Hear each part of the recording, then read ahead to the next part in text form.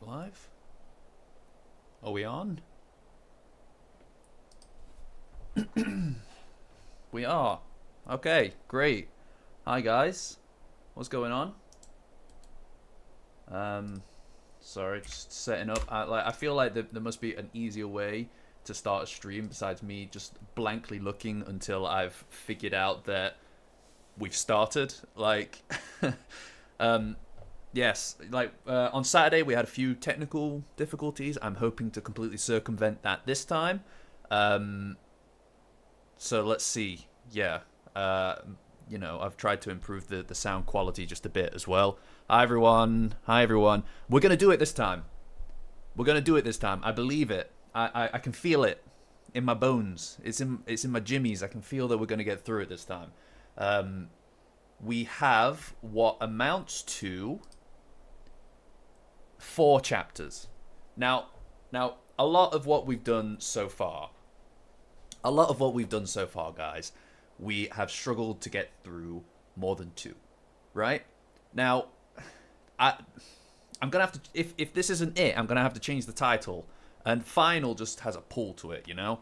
I even made the number red on the thumbnail just to kind of give us that extra oomph to push through, right?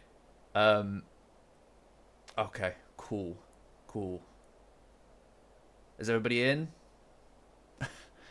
I can, like, I wish it was easier for me to tell when we're ready to go, but look, I believe it. I believe we're gonna do it this time, guys. It's good to see you all.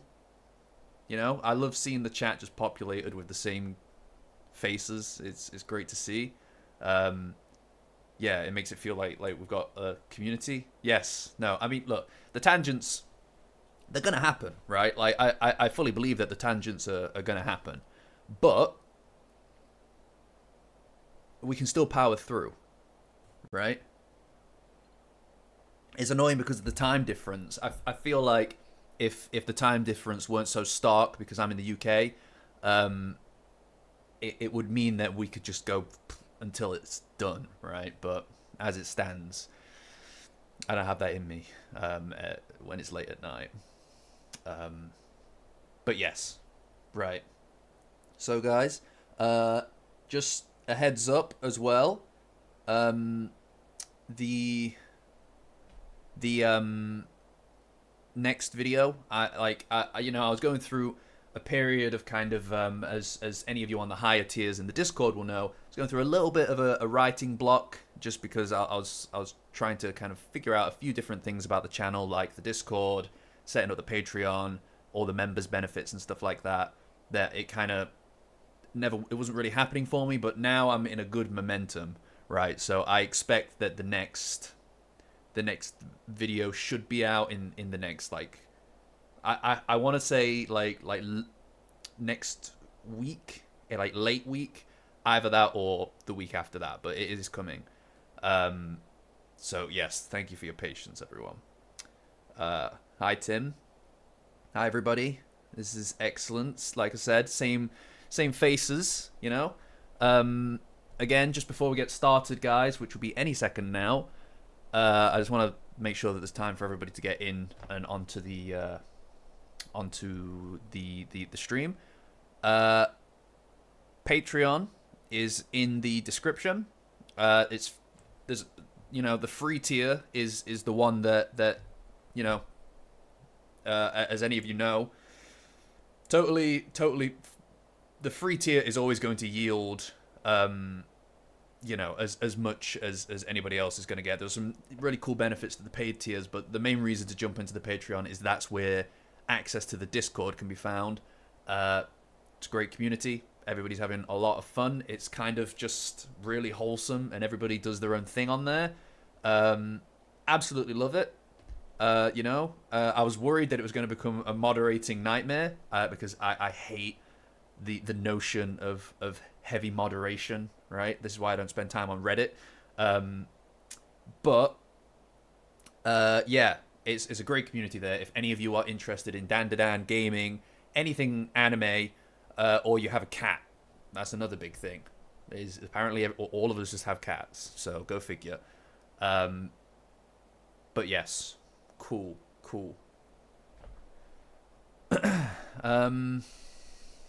Yeah, and there's some new emojis there. Every time that we get like a few new members, because that's what unlocks the like new emojis in on YouTube stream. Whenever we get a few new members, we're able to upgrade and get a couple more emojis in the chat, which is pretty cool. Or as Sarah says, or dog. Yes, Sarah has dog. Right, cool. Right, so that's quite a few of us in. Let's hop to it then, guys. So, hopefully the audio levels are fine for everyone here. Last time, we basically got through the entirety of the fight between Psycho and the zombies and the Iron Bull in the China shop. So, this is chapter 179, and we're at the end of the fight. She's just done her roundhouse kick, and yeah, the bull's exploded, right? He's in pieces now. Pretty cool stuff. The art, like, again, I know that we say this a lot, but for a weekly series, the art, I'm not massively familiar with manga. Right, just generally, I'm not massively familiar with following manga. I don't really do it. This is the first one that I've like on like a serial kind of thing followed. But the art is extraordinary, right? There are bits in this manga that I feel like are nicer to witness the moments of than in the anime even, which is pretty cool. Anything that's just a still image, or if they're capturing emotions of the characters, I find that the manga a lot of the time does it better. Tim. I don't... Like, you'd think... Guys. You'd think that I'd be used to this by now, but I actually am not. Every time that any of you... it's like a dopamine hit every time I get sidetracked. Yeah. Wow. No, the I can't help it. Yes, no, I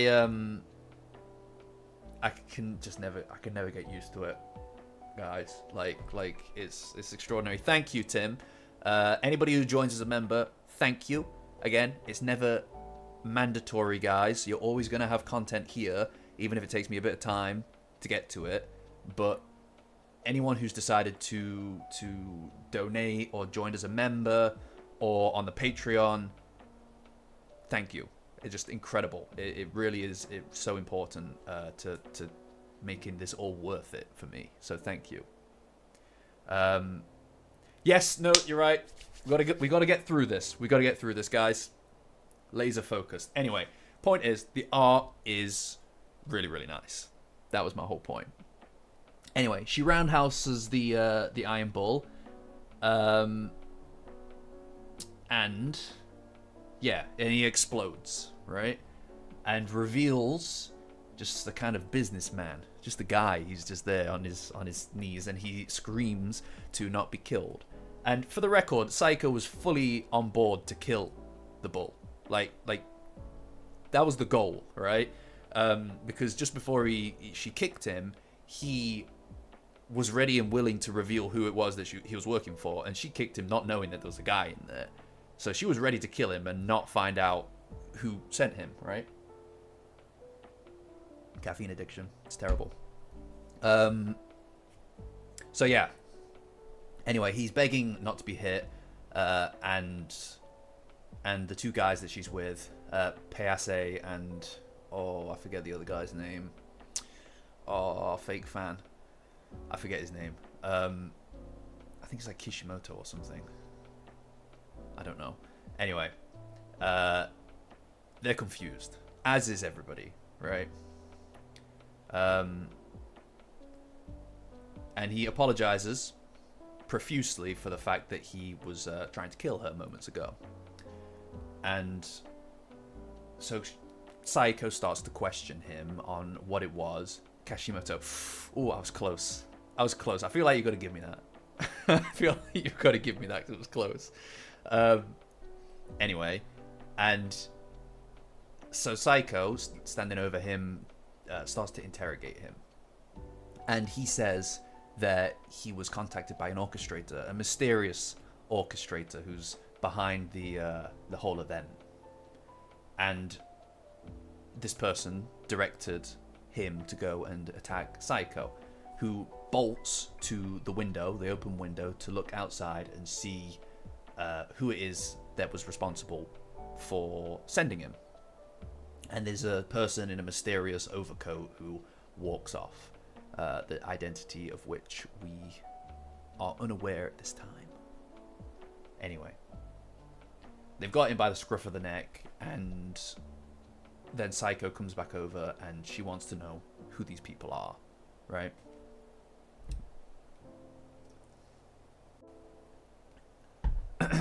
Anyway, and then he's questioned and they tell him to call the person that sent him and bring them here as well. Yeah, I do like these two. Like, I'm sure they're going to show up again, right? Anyway, the guy who was in it, well, the bull, the Iron Bull, said that he can't, and this is the first time that he's actually met him. Like, he's only just met the person that was responsible for it. And the only contact, they only have a connection to the orchestrator, but they've never even actually seen the person behind its face. It's the bucket hat, yeah, for real. Yeah. But yeah, there's a mysterious person working in the shadows who's directing everybody to do what it is that they're doing, right? And this is the person who sent this guy to attack Psycho. And just like that, they want a bit more information, and he shows them the little blades, which Payase identifies as Kozuka knives. And so these guys know a few things about curses, right? Like, they collect curses and everything. So Psycho's curious as to why there are so many copies and how they got their hands on them. And we learn a bit of backstory, which is pretty cool, about where these blades originated from, the Azura. So essentially it's a sword that whoever wields the sword is will continue to kill others until their life runs out. So it's a murder sword, and the Asura could take on the power of the yokai, right? And cut down any master swordsman that they came across. And the blade was so dangerous that an organization of magi had it sealed away securely until it was stolen about 5 years ago. And the Kozuka blades are from that sword, so they have the ability to steal power from the yokai, which we already know. But yeah, so the backstory helps to kind of us to understand what it is and where these things came from. And this guy was instructed to use it to steal the power of yokai. You know, we know one guy who's got a sword like that, right? Like, we've seen it. So you know, for a while everybody was talking about Count Saint Germain being a red herring and everything, but I feel like maybe he's just legit the guy, right? I don't know. I'm very curious about where this is all heading, right? Yeah, maybe just waltzed in and took it.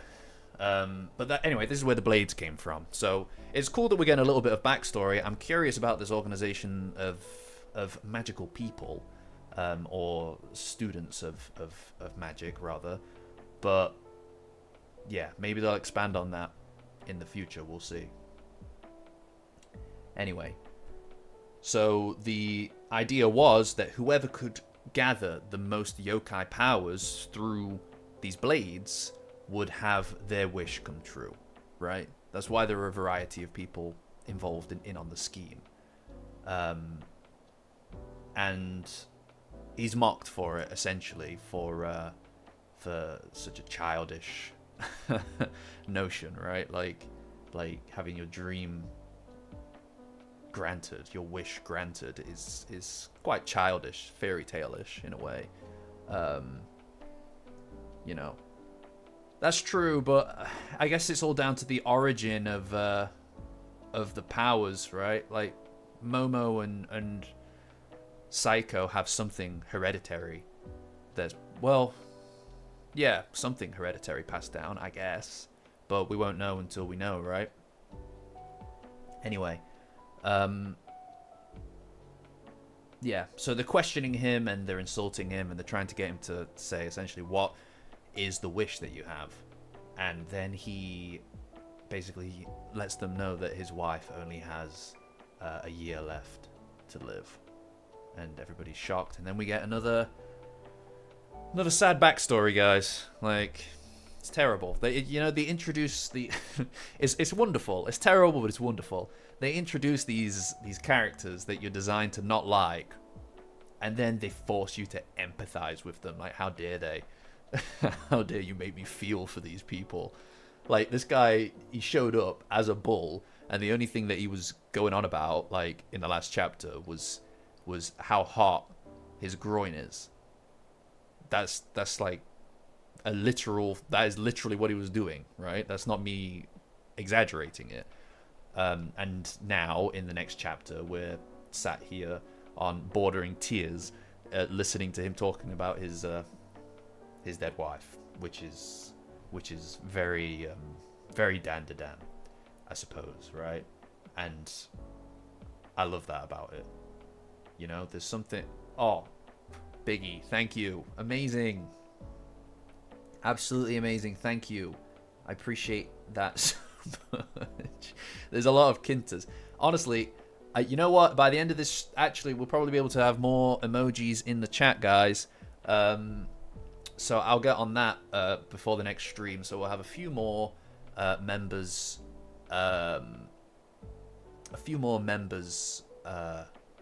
Emojis, which is exciting. So thank you. Incredible. Just incredible. Always incredible. It means so much to me. Every single one. Thank you. Anyway. You're going to sidetrack me. That's what you're planning. And it's not happening. Nice try. It's not happening. So. His backstory.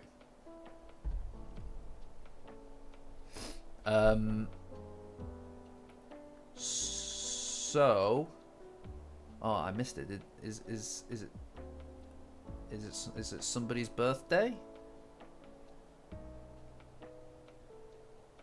Is it Stick's birthday? Happy birthday!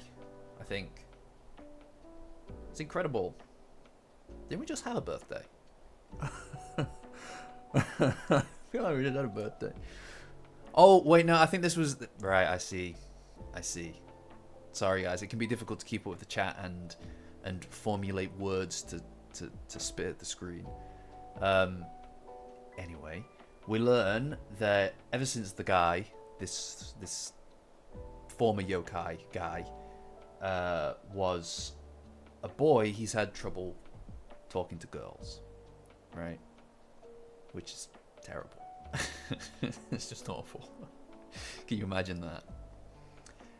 And every time that he tried to, he would get nervous and clam up, and yeah, he wouldn't be able to talk to girls when he was in school, and he would panic when he tried, and all he could do is run away, right?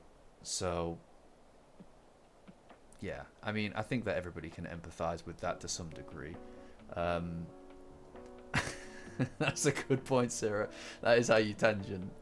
Don't get me talking about the copyright thing. I'll do it. Goddamn Shueisha. No.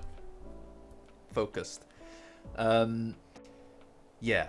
So he would struggle talking to girls, and that social awkwardness across 40 years of his life never went away. And he figured that he'd never have anything to do with women at any point, and that he would pretty much just be alone, which is so sad because 40 years is so long to be alone. And eventually he met someone, and she waited for him to get his words out. She matched his energy, essentially, and eventually, over time that she invested in this man, he opened up to her, and it was thanks to her that he was saved, right? Like, from a life of loneliness, from never knowing anything but that, which is so sad. I mean, I think there's also an element here of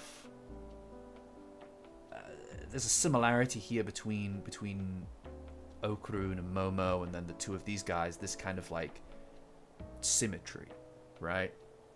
There's a degree of symmetry between the two of these instances, and I think that's what makes it hit a little bit harder, right?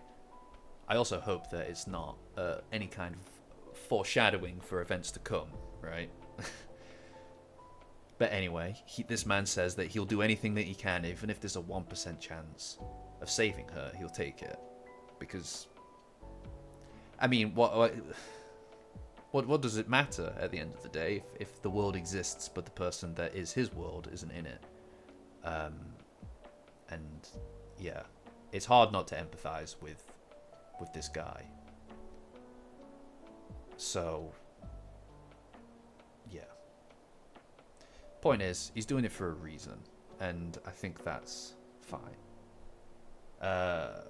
Psycho also seems to take some degree of pity on him as well, and eventually she asks him how it was that he became acquainted with the orchestrator, and we learn a bit more.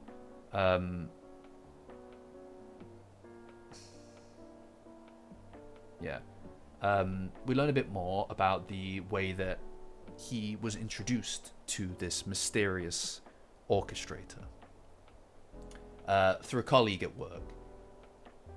And basically this guy told him that if he were to help and get these yokai powers, then he can help with his wife's situation. And then the number that he gave him a phone number, and he went through to this person. And unfortunately, the person that originally his work colleague apparently never existed, like a certain someone that we know.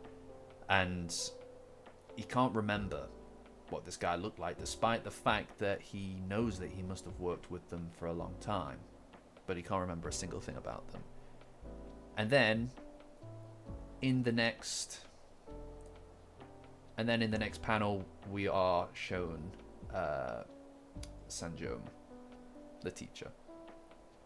Clearly, he has the same thing. Whenever anybody looks at him, so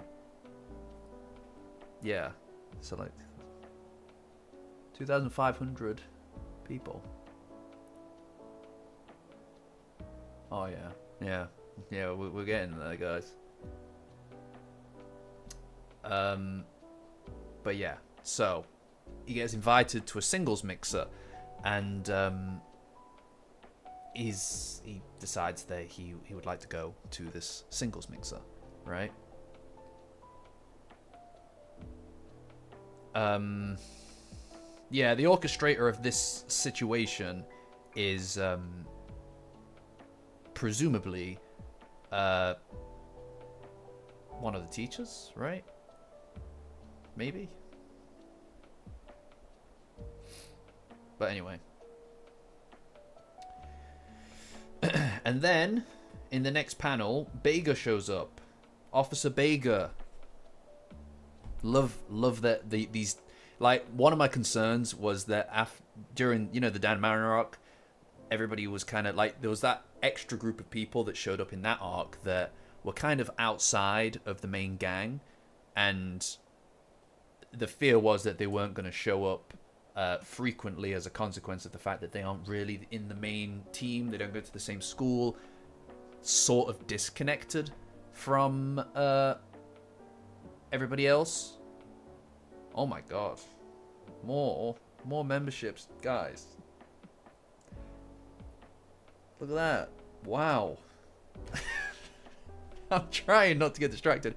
I feel like, look, whenever you guys do this, I've got to, you know what I mean? Massive thanks, guys. Amazing. I'm gonna stay focused. Those are the rules. Trying. Anyway, so Bega shows up and he's investigating it. See, this is another thing as well. It always feels like we are, every single new chapter is just essentially the next day, the next day, the next day. But there must have been a period of time between the last arc ending and this arc, right? So Momo must have been small for a little bit, which I love. I enjoy that because it means that there is an element of there's an element of things happening between stuff, right? Because if we were to just view this as event after event, I think somebody on Reddit did the calculation for it, right? You're talking like a week, a month, or something like that, and the whole thing takes course over a tiny period of time. But knowing that there's a little bit of leeway in between the arcs some of the arcs anyway, is quite nice. And there must have been some time between the end of the last arc and the beginning of this one.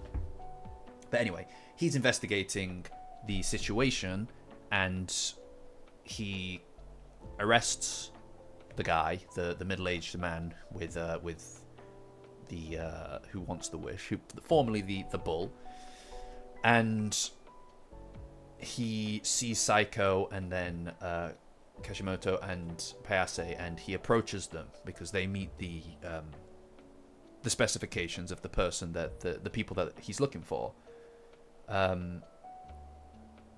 And yeah, so they're essentially saying that they need to finish off dealing with the Momo situation, and they're going to keep investigating what's happening behind the scenes.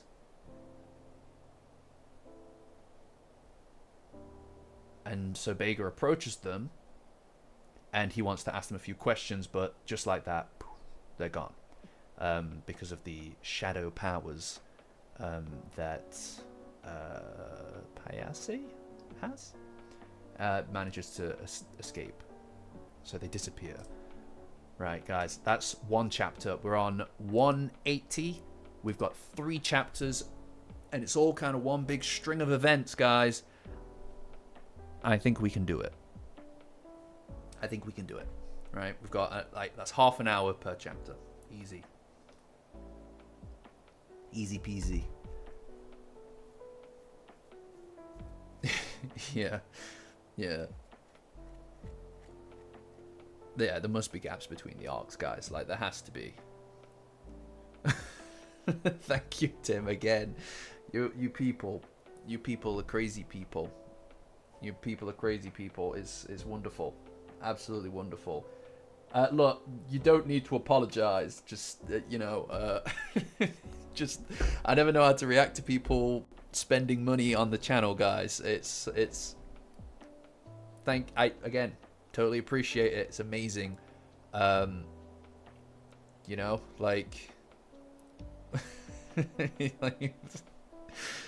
thank you. Wonderful. It's great to see so many Kintas in the chat, boys. Look at them. Oh, it's beautiful. There's so many Kintas. I said this in the Discord. Again, anybody who wants to join the Discord that isn't part of it, Patreon link in the description. Join the free tier and you get access to the Discord. There's my plug. Anyway, I said this before in the Discord, but I used to not like Kinta fully. Everybody's kind of on the fence about him. But I'm starting to transition from that period of ironically liking him to actually liking him because of all this. Right? I'm starting to get it. I'm starting to see it, and that frightens me just a little bit. That frightens me a little bit, because the idea that we're going to end up with an army of Kintas is... Well, eventually you're all going to stop being Kintas, actually, which is a bit sad. You know, but... Hey, c'est la vie. Anyway. Okay, right. Water, then next chapter. Right. Back to the investigation.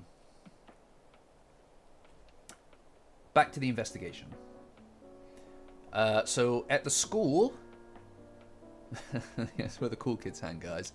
We're very classy individuals over there. Back in school, we see the plan taking action. So the idea is they're going to follow Koki around until they discover the person that is supposed to contact her, to see the plan to fruition, essentially, to track down the perpetrator. And obviously everybody's trying their best to be completely inconspicuous as they're watching her. She's got her little clip on so everybody can see what she sees, that kind of thing. I love the art here as well. Like, Vamola is just so clueless. Like, everybody's like looking out the corner of their eye and then quickly look away because they don't want to draw attention. But Vamola she just keeps looking. Like, she's such a good character. I just love the energy that she brings, because there's an element of kind of just cluelessness to her, and I love it when she turns into the kaiju form. It's just a ridiculous thing. It's such a ridiculous thing. But yeah, so they're all watching, and it's like, you know, quite subterfuge, right? And Kinta seems to be the kind of guy in the chair about it. There's also a really interesting panel in here where we get a reverse look at what's happening from the side of the gang, and Gigi's just like quite a pose, guys. That is quite a pose. Like, damn, I didn't know that Gigi was bad like that, but also Ida is looking really buff as well, you know, like she's I think Ida is fantastic. I really do. You know, she's kind of grown into her character so well, and she's just so sure of herself, and I think that's such a cool kind of collected trait that she's got. But yeah. Anyway, Kinta, we see in his glasses that he's watching the Koki's tracks, so that he can see, you know, who's made contact and who it is that's likely to be the orchestrator. And 3 teachers have made contact with her in total. So there's Queen Sensei, who talked to her about everything that happened earlier, and Adachi, who is in charge of one of the classrooms, Class E, and then Sanjome, who asked her to tell him what secret she spotted, right? I mean, the guy's a weirdo, so... And Momo points out that Sanjome sounds pretty suspicious. And yeah, I mean, he keeps asking people weird stuff. Like, constantly he's asking people the weirdest stuff, right? Which Kinta points out, funnily enough. He points out that the guy just disappears like a phantom, and he's kind of strange to begin with. So this kind of strange behavior isn't unusual. He's unusual, but him being unusual is not particularly unusual, right? Go figure, you know?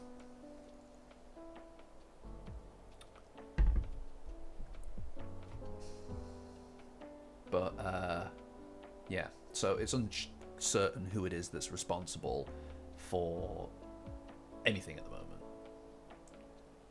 Also, he didn't say anything about knives, so there's no reason to believe that he is the culprit. Ida tries to pull the glasses off of Kinta's face so that she can watch what's happening instead of him, because she's the leader, right? She wants to be in charge of the situation and she wants to run the operation. Totally. Oh, have I lost? Have I lost you? Have I lost you guys? Hello? I feel like alright, I think it's reconnected. I think I got a disconnection there. Awesome. Great to see that you're all still here, guys. Yeah, maybe OBS was lying to me. Cool. Right, we're good. Anyway, so she wants to be the leader. Obviously, she wants to be in charge of the conversation. So she takes off his glasses, and quickly these glasses start to morph and change into Okurun's glasses, because obviously it's the nanoskin from the house which morphs and changes based on the thoughts that the person holding it has. And so she was obviously thinking about Okurun, right? Also, Kinta's eyes here are very odd looking. They're like, I get like this so strange looking. Like, yeah, odd. But anyway, Ida correctly points out that that they've morphed to look like Okurun's glasses, and Momo she does her signature, huh? Okurun, I don't know if he's willingly being that is a cursed Kinta panel. That is cursed. That is obscenely cursed. I keep looking at it out of the corner of my eye. It's quite distracting. I hate it. But then Ida essentially starts going into the typical, oh, you know, that doesn't mean I like you, even though it's pretty clear that she's always thinking about Okurun. Momo is pretty unimpressed, right? And Okurun kind of lets her off the hook with it, right? I think that no one's as blind as that. Surely no one's as blind as that. It's pretty clear that I like, she tried to kiss him, right? Like, she tried to kiss him. And she's pretty much just constantly been all over him. So I feel like he's willingly letting her have an out just to kind of stop the situation being awkward. And yeah. But yeah, the pushing. I'm honestly, this from the perspective of the kind of the reader here, it's got to be heading towards something soon, because this arc especially, they've pushed Gigi's interest in Momo. They keep restating Ida's interest in Okurun more overtly than they have in a while, to be fair. And they've also shown us the reaction that Momo's had to Ida's advances. You know, she's look, the two of them know at this point. Okurun's admitted, he's confessed how he feels, and while Momo has not reciprocated it directly, she basically, you know, she kind of basically has. I mean, she told him when he was floating off in the last arc that that he can confess properly when things are back to normal, essentially, and she told him not to cheat on her. You know, it's all in all but name at this point. So we're seeing this, and we're watching the way that Ida is acting in this situation, and the way that Gigi acted a few chapters back, and it has to be building up. It has to be building up to an obvious conclusion, and I suspect that we're very close to things coming to a head. And I also get the feeling that there's going to be some fallout. Otherwise, they wouldn't bother bringing all of this back up, right? Like, Dandadan's not really something that just drops threads in an arc, especially, right? Like you know, Okarun working out behind the back of the school. Those moves that he does, they come back in his fight against the Eye, right? These tiny details are not things that fall through the cracks, and they're written, I believe, with intention, and I think that this is as well. So this is heading somewhere, I think. Hi guys, welcome. Yeah, look, guy, the Subterraneans, they'll be back. You know, I believe they will be back. We'll get there, guys. Honestly, the longer that we leave the Subterraneans to the side, the better, because it proves to me that we aren't near the end yet. Because I don't, you know what I mean? I need to keep this this going, because I like it's just great, right? Like, if this were ending in like a month, what would we do? Like, so keeping stuff in the background, I think, is quite good for all of us. But yeah, I do think that I mean, we talked about it last week in some depth, but I suspect that the confession that comes out next will be very public, very personal, but under intense duress, right? There's going to be a very eventful situation, and my theory from last time when we talked about this is pretty much still where I am with everything, you know. It's got to be some sacrifice. This is just everything about this arc's theme so far, to me, seems tied up with sacrifice and being able to surrender things, right? And what it means to give up or be overtaken or beaten, rather. I mean, like Aira beating Kokyu as a kid when they were kids, right? Like, there's something. I suppose that there is an element, and until we finish the arc, we don't know, right? But I suppose that there is an element of grace in surrendering and giving up. And it doesn't need to be something that you're ashamed of, and sometimes you can do it for the right reasons, right? Like, Koki was treated like crap by her parents because she failed. She gave up. But that obviously had horrible repercussions for her in the future. And the whole idea of these knives being used and the requirement for someone to surrender before sacrificing, to me, means that we have to see, number one, we have to see somebody surrender and give up their powers, or else the whole threat of them is moot, right? So we have to see that in some way, shape, or form. And I think that the best way that we can see that as the best way that we can see that as an actual in line with the theme is for someone to sacrifice for the right reasons. And the best reason I can see is somebody doing it for love, right? You know? But hey, we'll see, right? And we've only got a little bit longer in the hiatus, guys. Only a little bit longer. We'll get there. We'll keep sane. Anyway. We see the, I believe, gym teacher talking to Adachi, and he asks her if she went out, and she says, yeah, her mother wasn't feeling well, it's all a bag of lies, because she is the one, I believe, who was outside of the the orchestrator, and he asks her if she wanted to go to the singles mixer to take her mind off of things. And she says no, because she's not an athlete.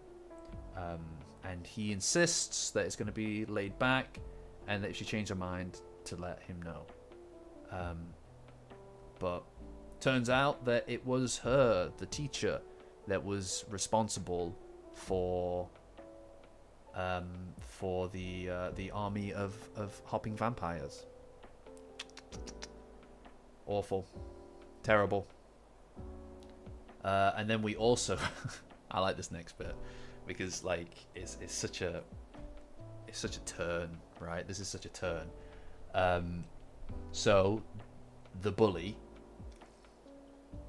who Okurun smoked in a race earlier in the arc, I believe also the same guy who was going to throw the magnet at him. So guy's the worst, right? He approaches two girls and asks them what they're up to. Kind of weird behavior generally. And he wants to know what they're talking about on their phones, right? Because they're right in front of each other and they were messaging each other so as to not talk out loud. And he gets really up in their business and he starts reading. It's fantastic. It's so good. That basically they were talking about the fact that Takakura Okurun is kind of hot now.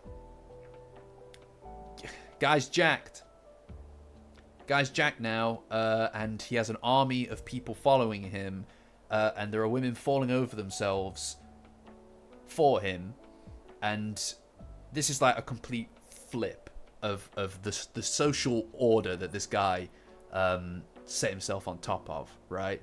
He's a small man, and yeah. So essentially, he's pretty upset at the fact that that they like Okurun now, and they call. He tries to grab them. He tries to grab them, and they call him a creep. Right? He is a creep. Like he has no right to act how he acts, and nobody's interested in him at this point. He's been overtaken by the guy that he bullied, right? And he has a go at them. He starts screaming and calling them skanks, and then everybody starts whispering about him, talking about him. Guy's self-conscious, right? I know. I can't believe that we're getting this guy back. By the way, like what? How odd. You know? Yeah. Yeah, I mean, look, the guy is the guy's clearly insecure, right? It's not a I do think that we'll probably get some degree of humanizing for him. I mean, he's a bully. He's not a very particularly nice person, but he's like this for a reason, right? And as we see here, he's incredibly insecure. And sometimes when people are insecure, they take that out on other people. Like, making other people feel lesser makes them feel as though they're a bit higher, which is sad. That's always been the saddest. Sad, like, targeting other people so you don't get targeted yourself. Anyway, so he starts to take aim at Okurun, essentially, saying to himself that he's sick of him. And that ever since he got beat by him in that race, nothing's been going his way. And that he refuses to allow someone like Okurun to be better than him. You know, Tim, Miku and Muko, they were in a one of the most recent volumes bonus chapter. Oh yeah, there you go. Sarah's already, of course. But that's it's good to see them. You know, it's good to see them. Anyway, as he's walking away, he looks down at the blade that's in his pocket, one of the blades, and a voice essentially speaks to him and asks him if he wants power, and that he's the only one that can hear it. So this voice is in his head and asks him if he wants the power to defeat Okurun. And he says, try hurting yourself with the white blade and you'll gain special powers. And then he also tells the guy that Okurun has powers too. And that's why he's so unlucky right now. So he's essentially convincing this guy to use the blade, force Okurun to admit defeat, and to steal his power from him. Not knowing that Okurun's power is gone now. And, yeah, so he used the blade and he gained power. Yeah, pretty cool. I don't know what the... I do think that I read what the spirit is, but I don't remember what it was. Someone in the comments, if you have any knowledge about what this yokai is that he ended up with, that'd be badass. That's a good point, Randy. I don't know anyone that carries a magnet around. You know, it's already a strange thing to do.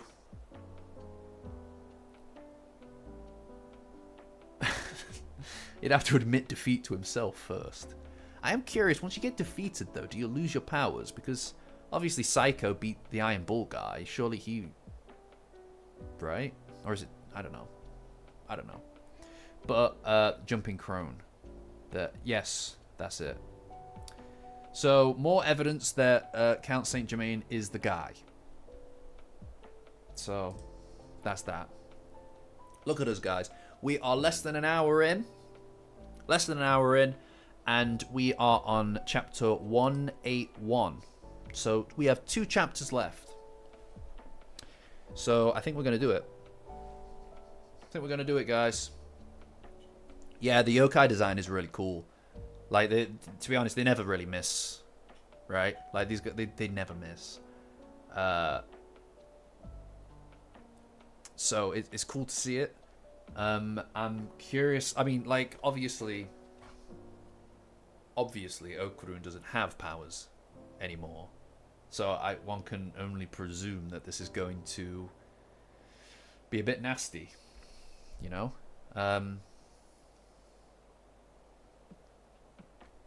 Pre-recorded. I've not been keeping track. I've been trying to speed through it, guys. I've been trying to stay attached to it. What have I missed in this chat?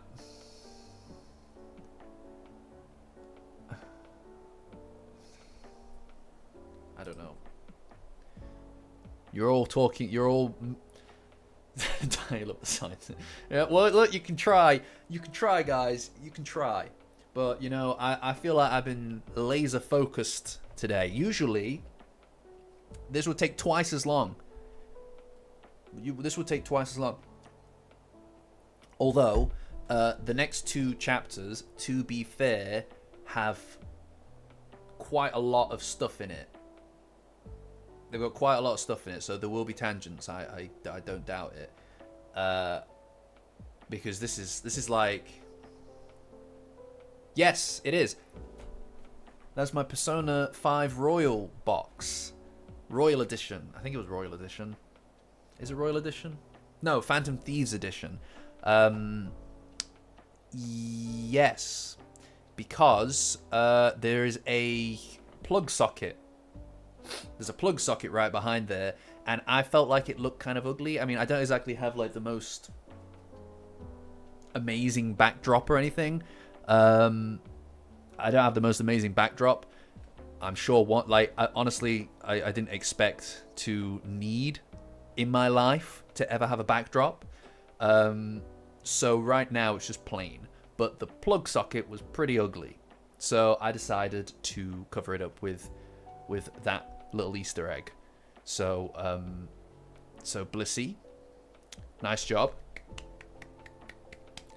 Well, yeah, I need to do something. Well, to be fair, there's usually stuff that goes up against the wall, like equipment and stuff. Like I've got some exercise equipment that goes up there, but I always move it out of the way because again, it looks ugly. And ever since the we're on a tangent now. Ever since we started, so I've got new lighting. You probably literally only me that's noticed, but I've got like a fill light here, and I've got a key light here now because it all fell down last week and it was awful. It was horribly embarrassing. I felt like the Wizard of Oz. So I just kind of like Um, yeah, I guess it's just a bit bland. Like, at least right now, I just need. Thanks, guys. Thanks, Blissy. I appreciate that. I've been trying to improve the circumstances since the first time that I started. I was using the crappiest webcam you can imagine, like horrible. But then I upgraded my webcam, and then I got a new webcam, and I could see, oh, my lighting is not very good. So I got new lighting, and now here we are. And there's some depth to the shadows that we've got and everything. So pretty cool. This is what you get, guys. Right? You've forced me onto a tangent now. But yes, I'm glad that you think that it looks better. So now all I need is to think about how to make the room look a little bit ever so slightly nicer, right? So we'll see what happens, right? I'm glad. Oh yeah, that is pretty badass, Sarah. That is pretty badass. Yeah. So I'm glad that you guys appreciate this. And hopefully everything just keeps looking better and better over time. The more streams that we end up doing, right? Because play more, gang. Yeah, I hear you. Yeah, I mean, like I spoke about it in the Discord. Again, if anybody isn't on the Discord, Patreon link in the description. Free tier will get you access to the Discord. No payments are needed, guys. It's great over there. Anyway, like I mentioned on the Discord, I've really enjoyed streaming.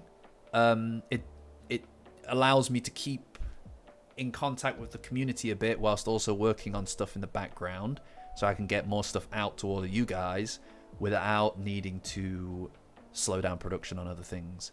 I say that, but there hasn't been a video up in a couple of weeks. It looks longer to anyone who isn't aware, but my current one is my past video. The last one that went up is currently down due to a copyright strike.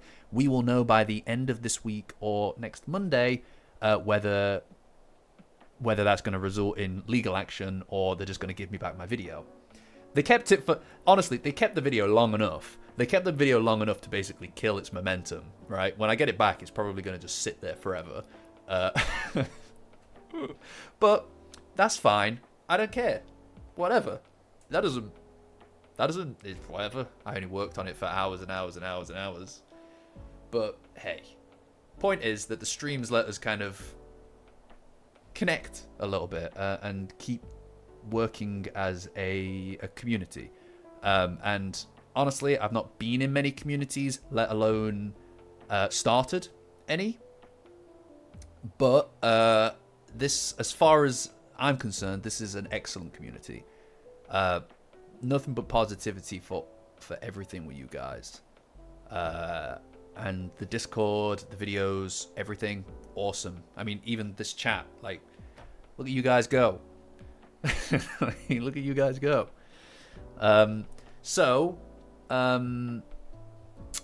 Yes. Also, if any of you want that last video that went up, it does live on my Patreon right now.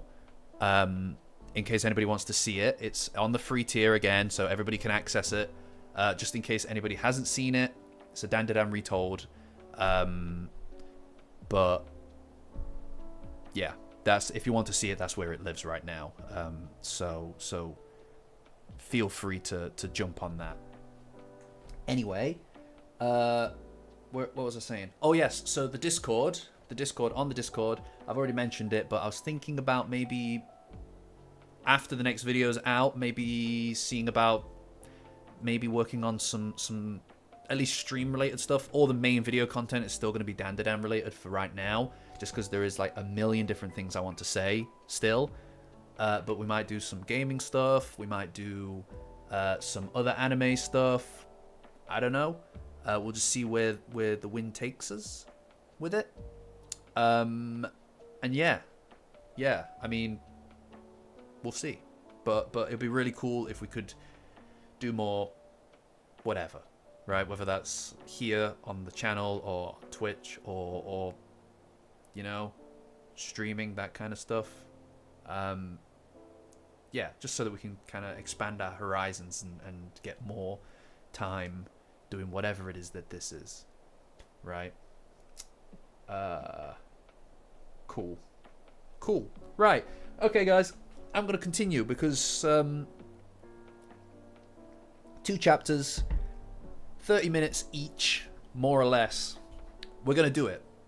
We're gonna get through this, guys. We are gonna get through this. I believe it. I can feel it. Okay? So, chapter 181 must be the influence of a curse, guys.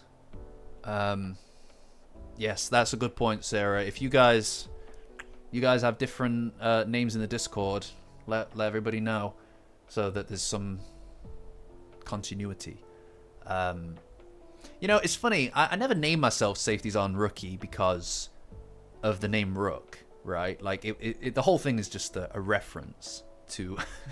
it's just a reference to... you know, I'm not going to tell you what to. If anybody figures it out, let me know, and I'll let you know if you're right. But the whole thing's just a reference. But the name Rook was never the intention of it. However, I constantly name all of my video game characters when it's like an RPG Rook.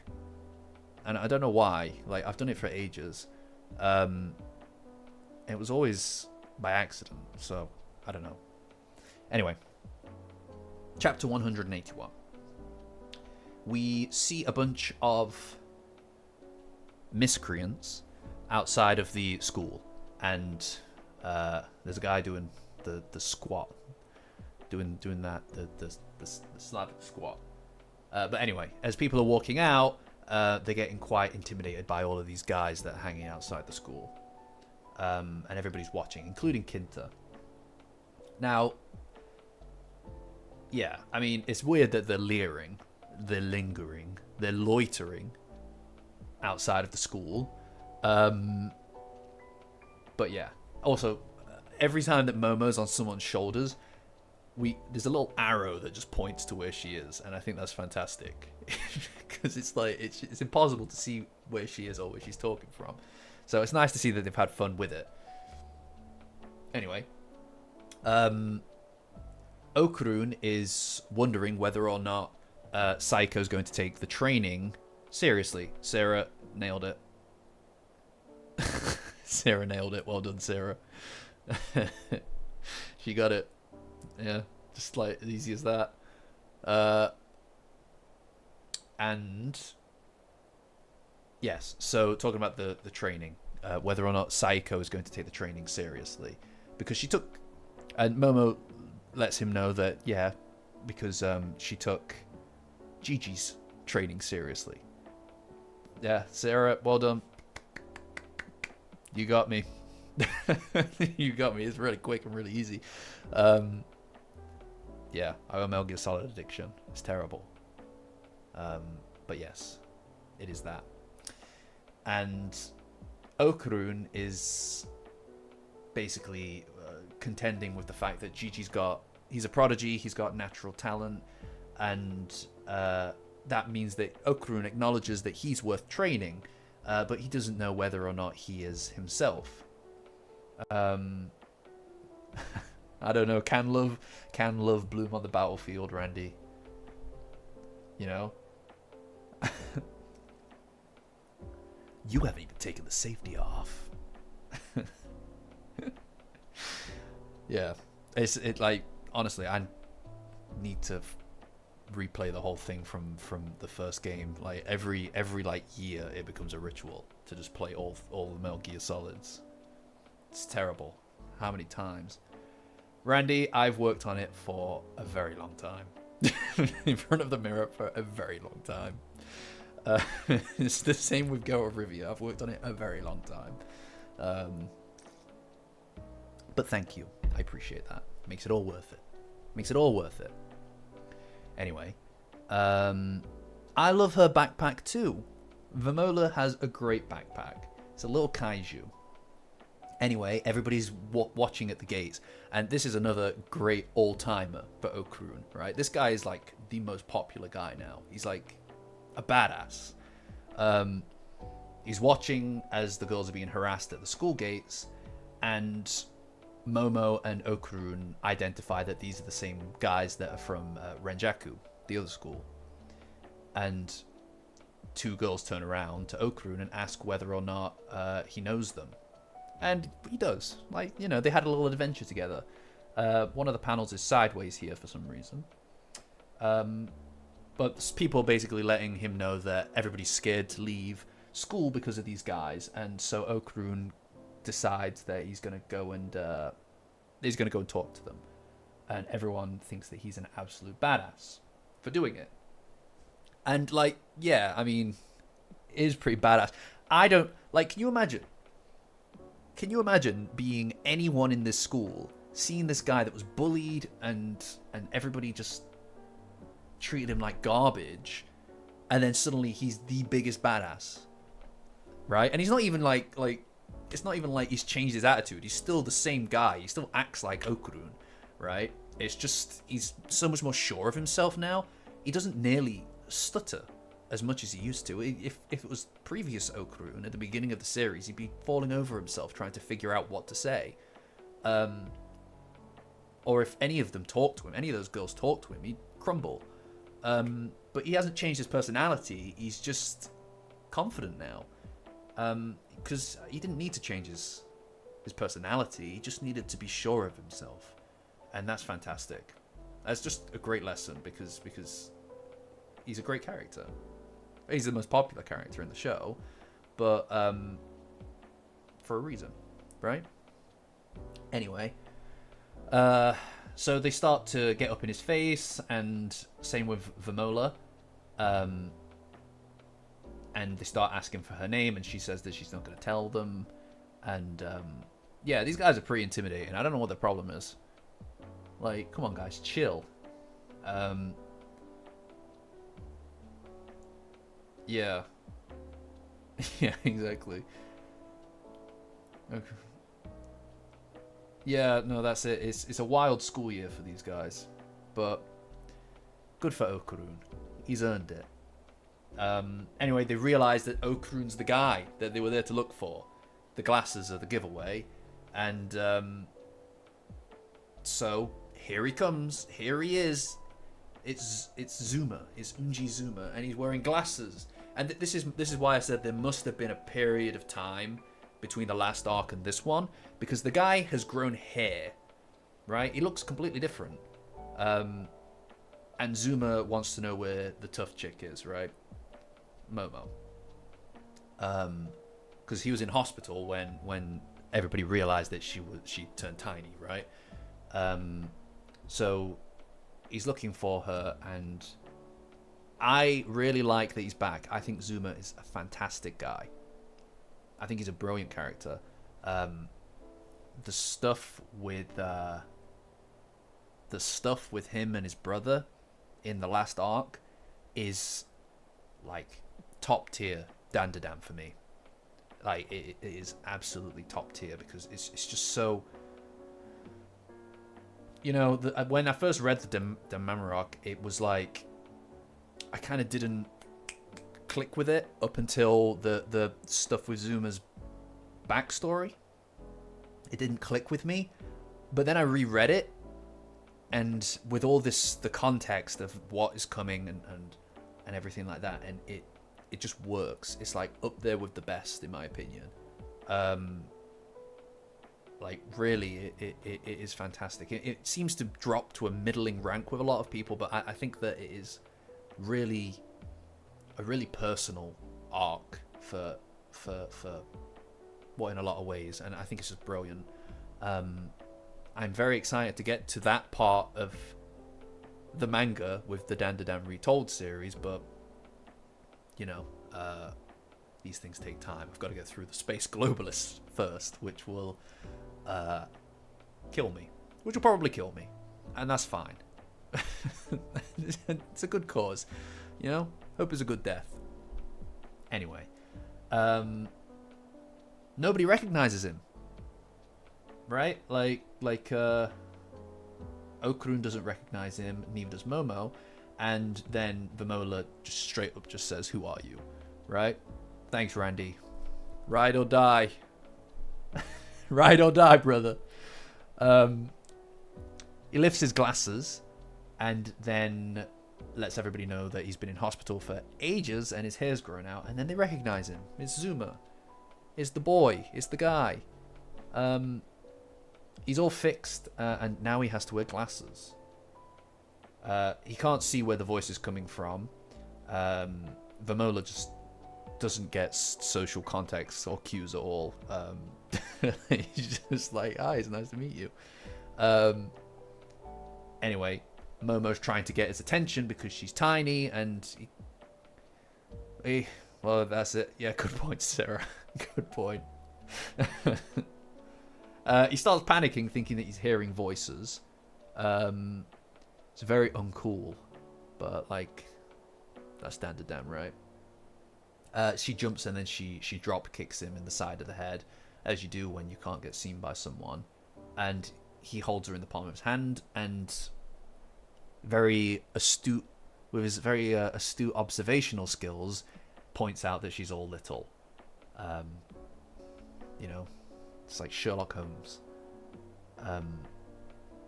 Anyway, she highlights that it's because of the curse and the treats that they ate when they were in the curse box, trunk, that she's little. And that's why he's looking for Momo.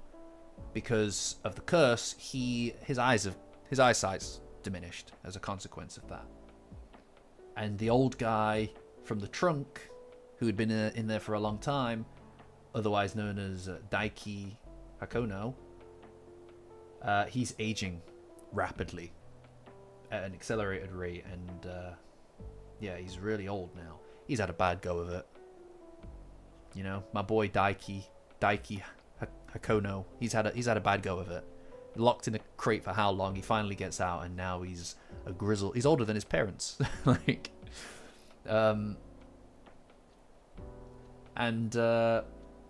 Zuma points out that his dad found Daiki's home. Worth acknowledging that Unji Zuma refers to Beiga as his dad, which is really just the perfect full circle for their arc, right? I love Beiga. I think everything about Beiga is fantastic, and him and Zuma are just, their connection is perfect. It's perfect. Love it. You know, I spoke about it in the my yokai video that I did, the Humanity of the Yokai video. That whole last section is like, oh, it's like my favorite thing that I've written for the channel. Like, the rest of that video is good, but it's that last segment, that last chapter, that it really really hits me where I live, man. That's a stupid thing to say. I heard that in something, I don't know what. You know, I think I'm actually quoting like a really old Robot Chicken video, so don't judge me. Anyway, his parents refuse to accept that that's Daiki because he's not an old man. Because when he went into the box, he was a boy, tiny little guy. And it's only been 4 years since he disappeared. That's crazy, by the way, that he was in there for 4 years. And time goes faster inside of the trunk. So he basically lost his whole life in there. And they refused to believe that that was their son. I don't know how you turn his story into not a horrible tragedy. Because it's pretty horrible tragedy. That's it, like the end for him, I guess. He's just an old man now. All he did was get a present for his birthday from his parents, and that's that's it. And he got trapped inside of a box for his entire life. And Zuma wants to do what he can to help him, which is sweet. That is nice. Zumanji. Meanwhile, back in the school, Ida and Gigi are looking for the gang. And, well, specifically, Ida's looking for Okurun. And they go to the entrance of the school in order to find him. Ida points out that there are lots of people there, so there must be something going on. And yeah, Gigi's kind of got his like, he just loves life, man. Like, he's always so happy. I wish I could just carry that energy with me everywhere. But yeah, someone points out that there are a bunch of delinquents outside of the school just loitering, and that Okurun went to tell them off. But they've been there for a long time. And they look outside and they can see that Zuma is holding Momo in his hand. And it looks bad. Like it looks like she's having like a little spat with them. And yeah, this is another moment. This is another moment where some people online got a little bit heated about the action that Gigi takes, but I don't see a problem with it. Guys, the guy, you know, I don't know. He's in love. He's in love. I can't fault him any more than I can fault my boy Okurun or anyone else. Anyway, he just races off full speed, full pelt to the front gate. He's got the wrong end of the stick, but he doesn't know that, and he's just being protective, right? So he runs up and grabs Momo from Zuma's hand and shoves him out of the way, with Ida quick behind, using her hair to wrap around his wrists and stop him from fighting. As she goes to kick him, he uses one of his spiritual umbrellas to deflect her kick, right? Yeah, my boy Gigi, he ain't done nothing wrong. He hasn't done anything wrong. Yeah, that's it. I don't blame him for anything that he's done, to be honest. Like, people act like he's crossed the line, but he really hasn't. You know, like, he's not said it or done anything like overtly sinister or uncomfortable. He's just kind of expressed that he cares. Like, you know, like, what's I get that, like, I obviously well, you guys know I did a whole 40 odd minute, nearly 50-minute video about Momo and Okurun, right? Like, that's obviously the thing. That's the thing. That's the relation. There isn't a question. That is the relationship. That the main core relationship. It's just like, you know, ease up, guys. You know, like he's just a guy. He's just a guy. He's a nice guy as well. It's terrible, really, that people are so upset. To be honest, like, not people. To be fair, it's like a really small group of people, and a lot of people on Twitter who share that image of Okurun shoving him away from Momo in the Evil Eye arc and saying like, now she's good. Yeah, it's funny for the first couple times, but come on, guys, like, it's my boy Gigi. He's a goofball. How you hate such a goofball? How dare you bring joy into every interaction you ever have? Anyway, yeah, Twitter is wild. I don't know why I stay on Twitter, to be honest. I don't know why I bother. Like, the whole thing is, you know what? Actually, I don't want to talk about Twitter because that's a whole bag of worms. I leave that be. Anyway, they discover in the fight that Zuma is a power user, and Gigi tries to hand off Momo to Okurun, who is trying to get them to stop fighting. And things are getting heated up, and Zuma gets back up. And there's a really cool moment here, actually, with Gigi. Yeah, Blissy, that's it. I hear you.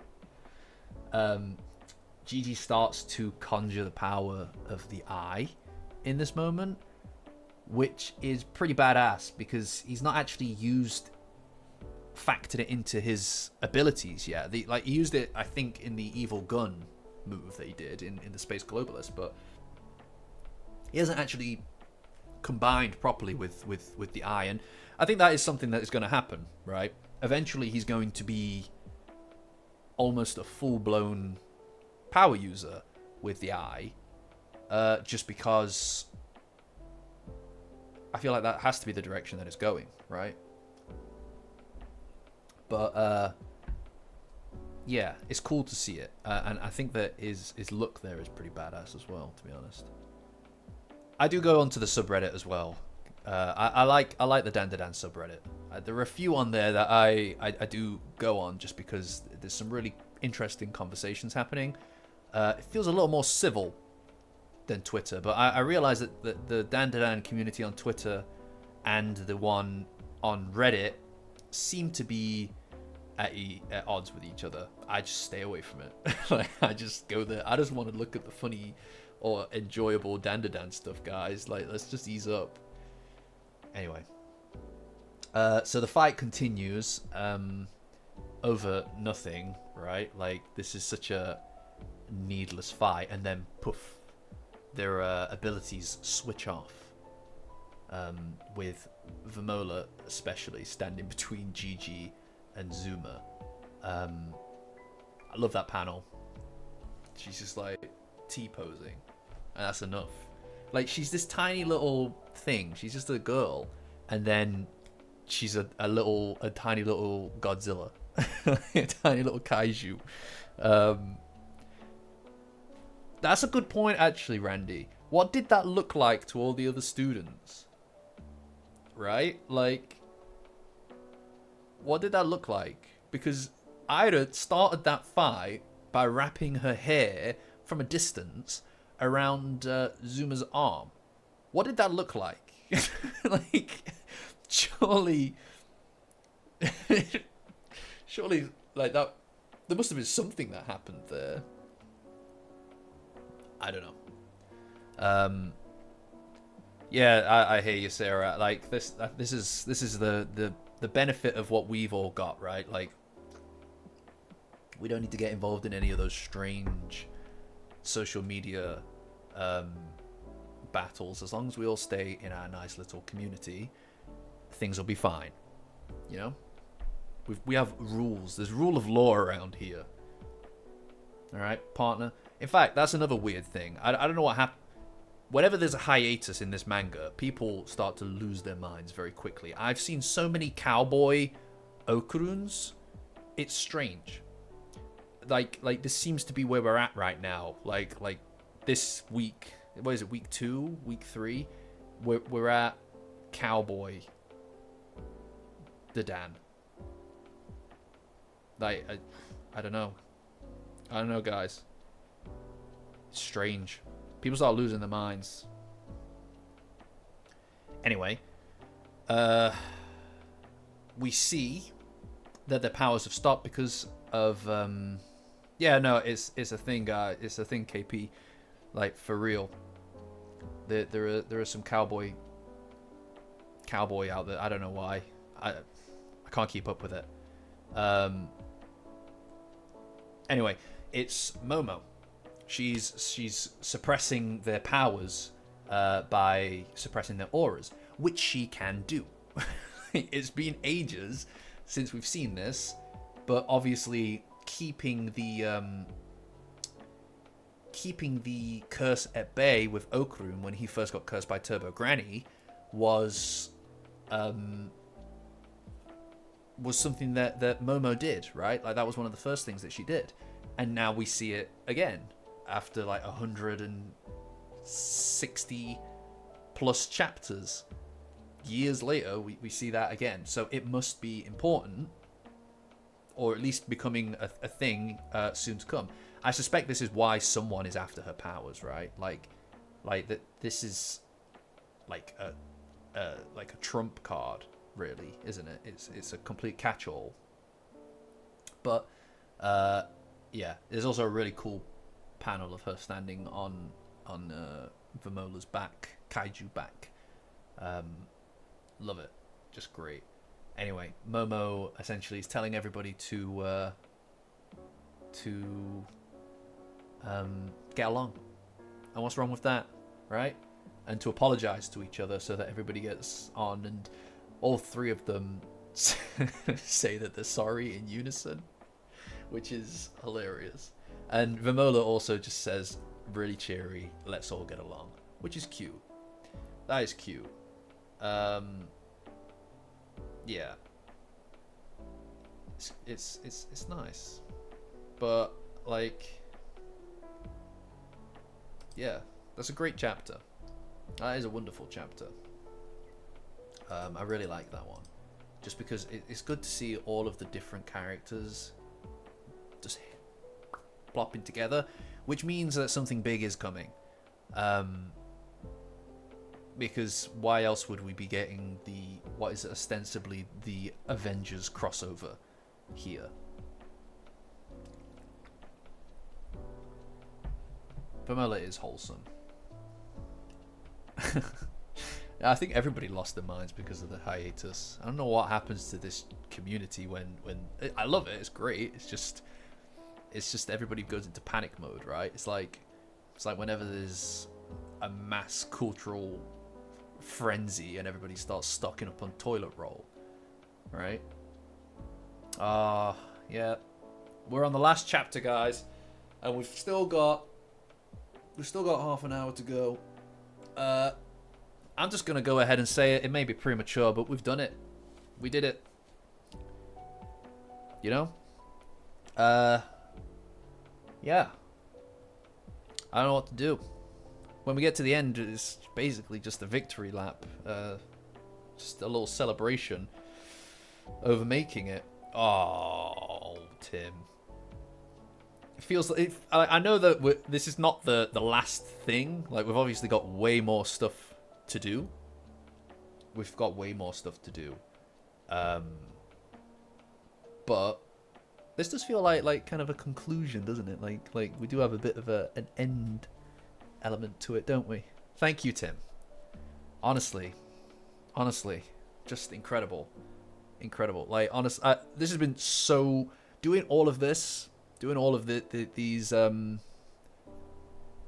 Yeah, that's it. Side tangent begins. Doing all of these 4 parts. This is part 4. Doing all of this has been great, right? Like, I really didn't expect. Honestly, the first stream that we did was terrifying. I was terrified. Like, honestly, I had no idea what to expect or what the reaction would be like. So, yeah, a lot has come out of it, right? Like, I've always really enjoyed... I really enjoy going through the comments on all the videos, right? Like that is something that's driven me so much. Like, I respond to pretty much all... I respond to pretty much all of the comments, or at least I try to. Not because out of an obligation necessarily, although I do feel that someone spending time to go sit down and watch these hour-long videos most of the time deserves some degree of response if they have something nice to say. I like doing that, but more so just because I do like doing that. It's great to get the opportunity to engage with everybody. So the stream, I guess, was just another way of doing that. And yeah, I didn't anticipate it taking off in the way that it did.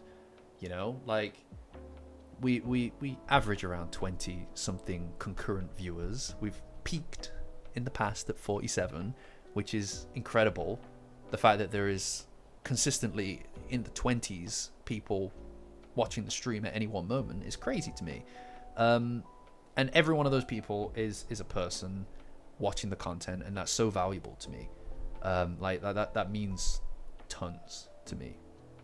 And I appreciate it, is my point. So anybody watching it, just thank you. Tim, that's okay, my dude. That's okay. I can't take more anyway. Please. Please. Thank you. But yes. Anyway, point is that... yes. No, guys. It's my pleasure to interact with everybody. And it's also my pleasure to see everybody interact with each other. Getting the opportunity to jump into the Discord and see everybody just chatting with each other is great. Honestly, I enjoy the fact that I don't have to moderate, right? Because the idea of moderating too heavily makes me just exhausted just thinking about it, right? Yeah. But it's great to get the opportunity for all of us to just sit and chat, go through some Dandadan, and yeah, it's great. So I'm glad that you're all here. Yeah, to be honest, guys, I like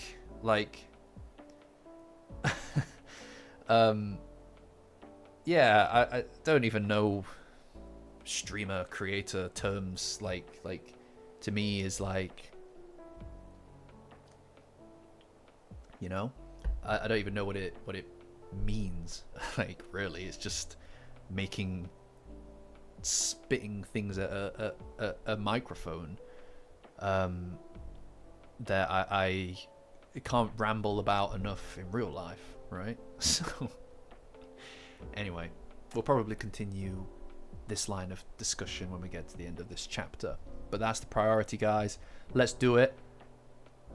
Right, final lap, guys. Let's go. Let's go. I'm feeling it. I'm feeling it, guys. Oh, it's okay, Eric.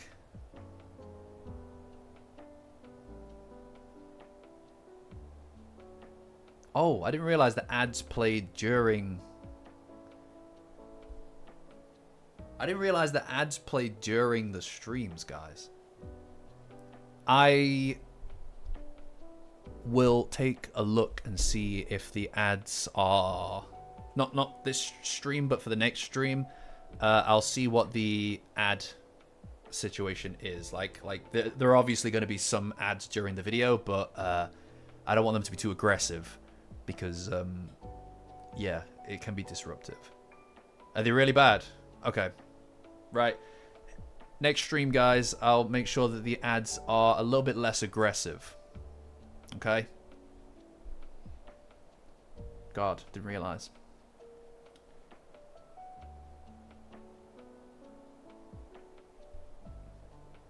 Okay, guys, cool. Yeah, no, I'll check that out. I obviously like there is gonna be yeah. No, I hear you guys. Thanks for the feedback. Appreciate that. There are obviously going to be some degree of them in the future, but like I'll try to set them as less aggressive. I don't want to disrupt the quality of the content for anybody. Yeah. No, I appreciate it, guys, but like the you know, yeah, no, I appreciate it regardless. Like obviously there's no, Tim, I think there is a way to kind of set the ads to be less aggressive. It's just it's buried in the settings. I'll take a look at it. Like normally in the full videos, I determine where and when the ads may show up, but for the streams, I don't want them to constantly be in people's faces. I'll take a look at that, guys, and get it sorted for next time. Don't want to impact the quality of the video. Like I said, there'll be some ads, but hopefully less of them.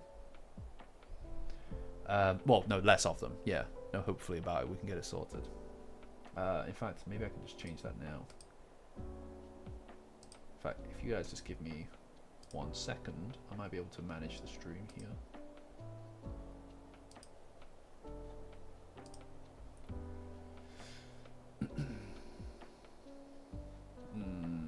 I cannot. Can I?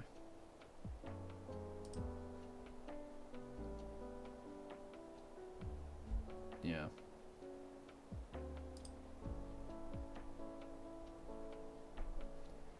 Yeah, I don't know, guys.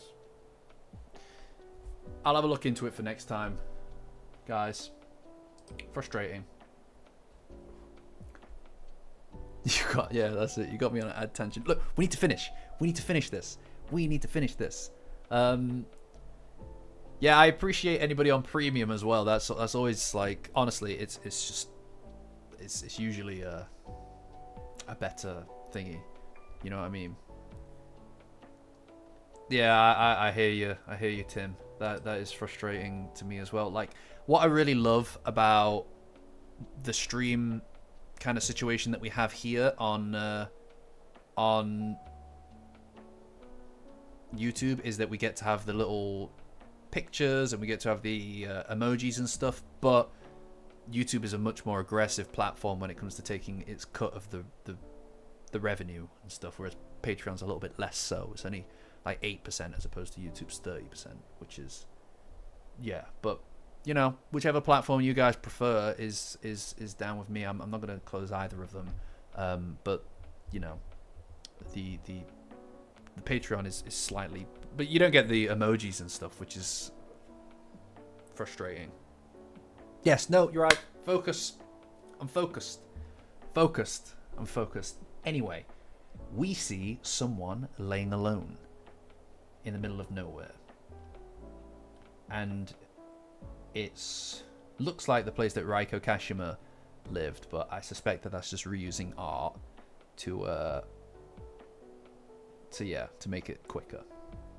Anyway, someone walks up to her, and there he is, the elusive Count Saint Germain, and also the image that I used in the thumbnails. And he comments that she's awake. And he basically alludes to something that she dropped, which is the suit, the Space Globalist suit. And there it is. There it is, guys. It's the cake. That is a hell of an image. She's an alien. She's one of those filthy aliens, you know? But her suit is pretty much destroyed. And then he comments that she better get a new one. And that he needs help with something. Very mysterious. And basically he's blackmailing her into helping him. Because if she doesn't, she'll just die alone on the planet without a suit anyway. Especially given the Earth's gravity is pretty heavy. And he offers to lend her a hand. And we don't know what she says, but I can only presume that she agrees. And we've got a pretty awful power couple there. You know? So, yeah, space globalists. Anyway, Ida and Gigi and Zuma and that other guy whose name I don't know. There's tension in the group, right? Like they don't trust the other two. I think there's also an element of the fact that this adventure in the board game adventure that they went on, Ida and Gigi weren't invited. And I think that part of that resentment towards the fact that they weren't brought along for that adventure, mission, whatever, I think they've transferred a bit of that onto these other two because they don't know them, right? They're feeling a bit uneasy. I mean, it makes sense, right? And yeah, Momo's pretty annoyed by this whole thing. Really cool panel of them all walking together, but Momo doesn't really approve of the fact that everybody is kind of at each other's throats a little bit. There's a lot of tension, and she basically says like, stop walking around in a huff. Whereas Ida just highlights that she can't trust this guy yet. She doesn't trust Zuma, and he doesn't care, and she says that he's annoying. So I mean, that, yeah, fair enough, right? Like they both got pretty strong personalities, Um, yeah, I don't know.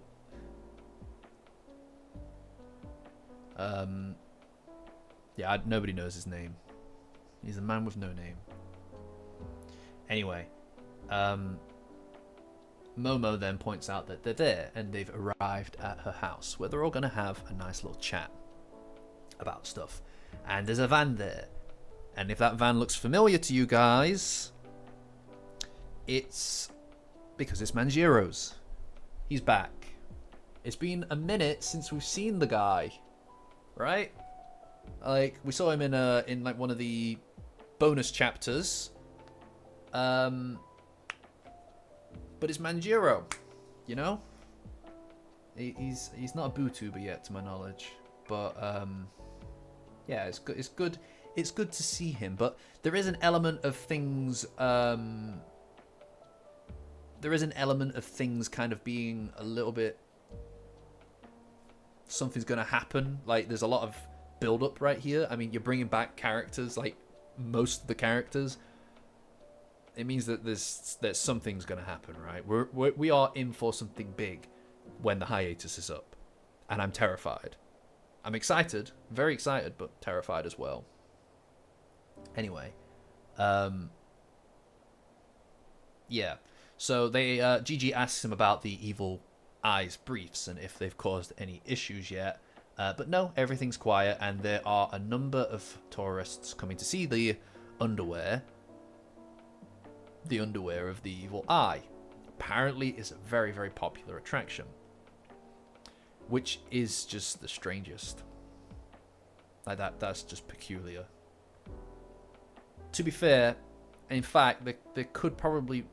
Having underwear of ghosts in museums would probably do it for me as well. That's probably... You know, I'd see that over something like the Mona Lisa. You know? Anyway, Psycho's got suitcases and she's covered in plasters. And she says to Momo and Vamola... By the way, Momo and Vamola are just like sisters at this point. It's very cute. She says to them that they're heading off. And Momo is shook at the fact that she is hurt. Like, she's covered in bruises and cuts. And Psycho tells her never to mind that and to just get ready because they're off. Gigi also inquires, and Vamola says, "Granny, does it hurt?" I just love the way that she talks. Vamola is so innocent. And Momo wants to know where exactly they're going. And she tells them that they're going to Shimane in order to turn Momo back to normal. She has the solution, which was, if you recall from the last stream, the hammer, the special hammer. And everybody's really pumped and excited. And you see there's a little picture of Momo jumping up in the air, which I love.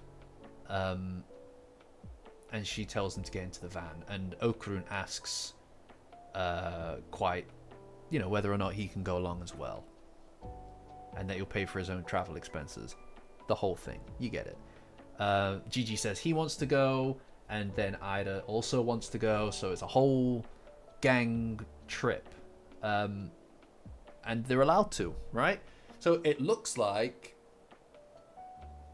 at least at this point, it looks like they're all going to go on this road trip together to go and see Momo get brought back to normal size, and it's all nice and it's all sweet. No. Anyway, everybody runs off to get their own stuff, including Gigi, who says he'll be back in no time, and Psycho wants to know who Zuma and that lot are. And he basically is also needing to go because he was in the trunk too. And Psycho basically says that, well, it involves them as well because they are also under the same effect of the curse that's on Momo. And yeah, she also is willing to pay for it as well, because that's just such a Psycho thing to do, right? Is to cover the cost. And then Kinta blasts through and falls on his face again, and Yeah.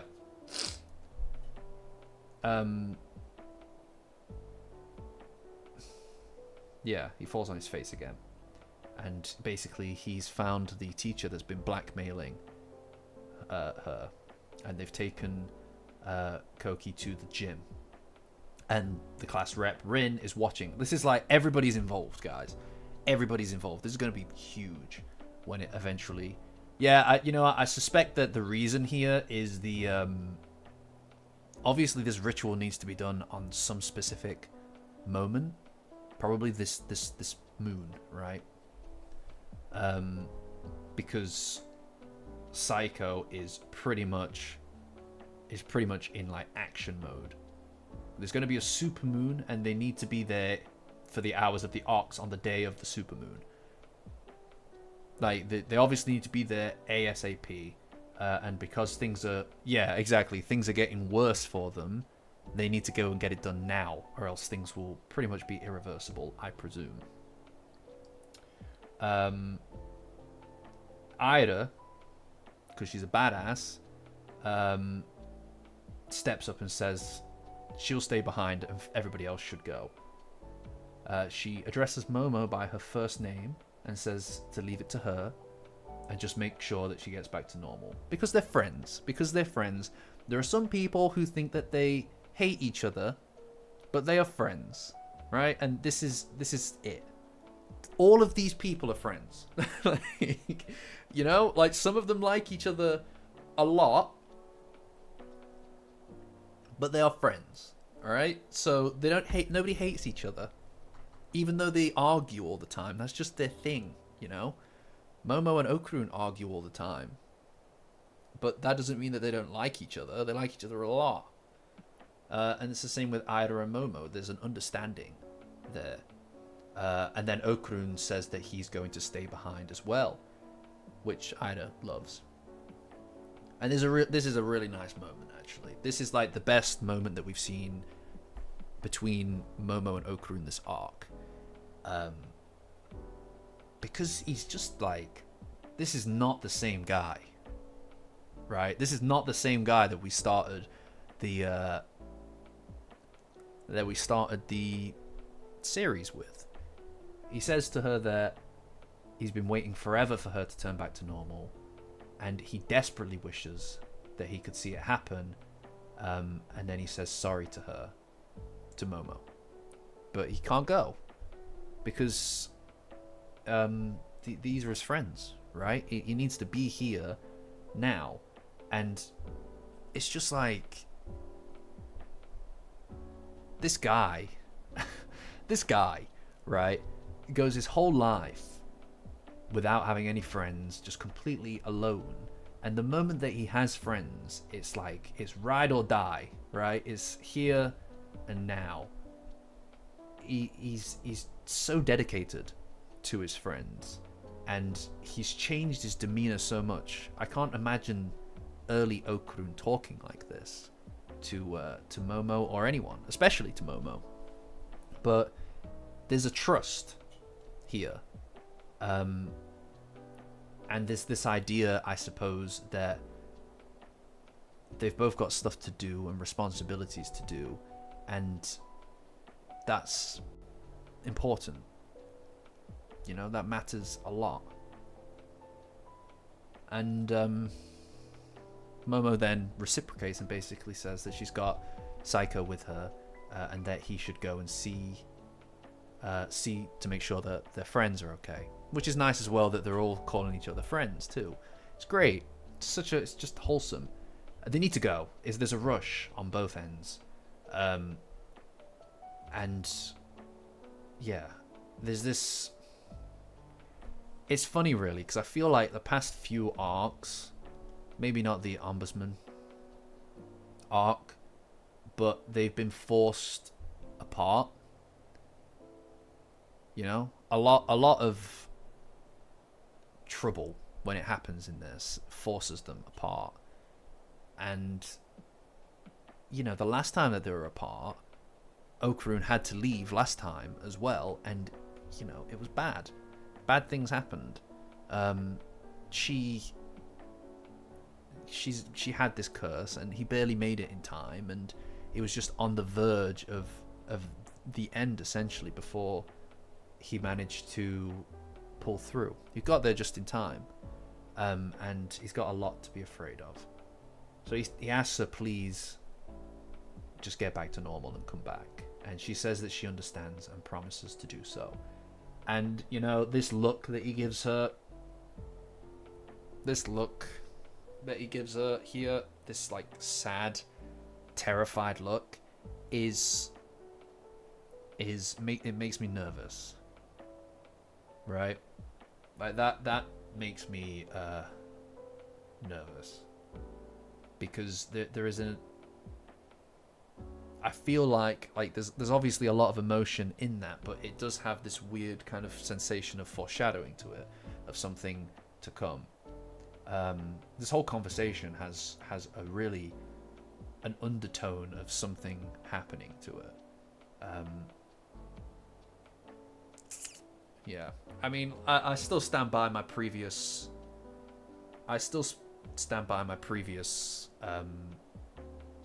Theory about what's coming next, right? I think that there's going to have to be a kind of like sacrifice on one of their halves, and I think that Momo will be the one to do it. But yes, no, them being apart is always such an important thing for them as well, of course. Like the fact that they've gotten to this stage where they can do this is great. But yeah, there is a sadness to it. Thanks, Stick. Appreciate that. Yeah. No, I mean, yeah, I mean, something dramatic has to happen, or it's like the arc is a bit of it would kind of fall flat. I think there's a lot of build up. There's so much build up to something happening that it kind of has to, and I do think that after so much has happened, and they've come out on top, I do think that there's gonna have to be, I don't like to say it, but like there has to be a bit of a loss at a certain point for the gang, right? Because it means that when you come back and regain your power or defeat the enemy, it is a lot more impactful. And this is a very personal enemy, right? It's much more in their face and at home. And to really, I think that there has to be some kind of loss involved in this. And inside of that loss, like I said before, there's this whole arc to me radiates the theme of sacrifice, right? And inside of sacrificing, surrendering, or giving up, there can be something important in that. If you're doing it for the right reasons, there can be something important with that. Like the blades are all about sacrifice, right?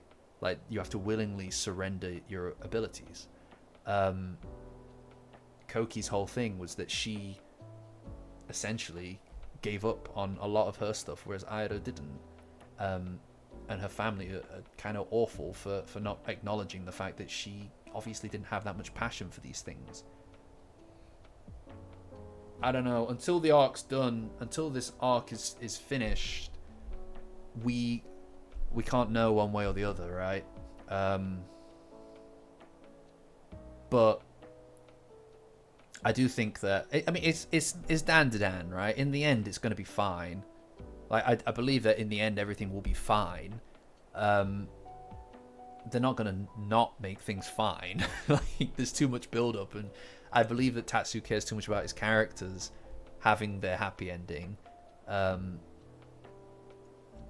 make anything a permanent fixture. But I do think temporarily, I'm of the mind that Okarun's gonna be the reason that Momo surrenders her powers, and I think that she's going to use that as a physical act, reflection of her confession, right?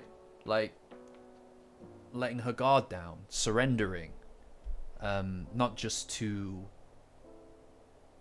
powers to the enemies, but also surrendering to the truth, right? And surrendering to the feelings that she has inside of her. And she would have grown enough to be able to do that. So I think she'll get big again, like to normal size, and then she will surrender her powers to save Okurun, and in that moment confess quite publicly about it, which would probably do a little bit of damage to the group cohesion, because people are going to be upset. Ida's going to be upset. Gigi's going to be upset. But that's how it is. You know? We'll see. I don't know. I could be way off base. Could be completely different. But I like, that's my thing right now. And if it's not that, then let's pretend that I never said any of it, and that I was actually right and predicted all the stuff that actually is to come. And then everybody can clap and say how smart I am and how insightful I am. So if we could just do that, if I'm wrong, let's pretend I'm right, just so that I get to be able to pretend, if that's okay. If we could all just pinky swear on that. Thank you. Anyway, back at the school, Rin is peeking around the corner, and then big guy behind her. We're here. We're here, guys. Bigfoot, yeah. We're here. I'll have to delete them. Yeah, it never happened. I was never wrong. No. No, they'll definitely get over it. I think they'll get over it, of course. Like, they have to. They care. They care about their... At the end of the day, they care mostly that their friends are happy. We did it, guys. We made it. Oh, I can't believe it. I can't believe it. We finished it. We got to the end. We're caught up, and we are ready. And we are ready. I told you. I said I had a good feeling about it, guys. I said I had a good feeling about it. And here we are. We've done it. And I'm very proud of us for it. If Okurun dies, we riot. Although, we are going to need to see Turbo Granny at some point. I don't know. I kind of just want it to be here already. The fact that we've got to wait is horrendous. Look, we did it, guys. Nah, he won't die. He won't die.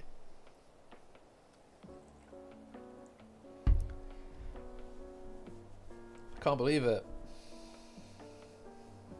I did. You're right. You're right. It's hard to fight through the tangents and stuff. But, you know, that's a good thing. I mean, the fact that we can keep a stream going based on just tangents is not a bad thing. Now that we are finished with this, though, it kind of means that we've got to... I'm going to need to rethink what next week's stream's going to be. Because it's good to have something to attach to. Tangents are great, but if there's not something that we're tangenting away, it will be less focused. So, we'll see. I'll decide by then. And yeah, we'll see. But I'm sure it'll be fine. You know? No, I'm more than happy to just chat with you guys. It's great to just jump on and chat. Totally down with that. I think it is good to have something to kind of work back to, you know? We'll figure it out, though, you know? We'll figure it out. I'm just really proud of us for doing it, guys. You know? They doubted us. They doubted us. They didn't think that we could do it. You know, the man doubted us. You know?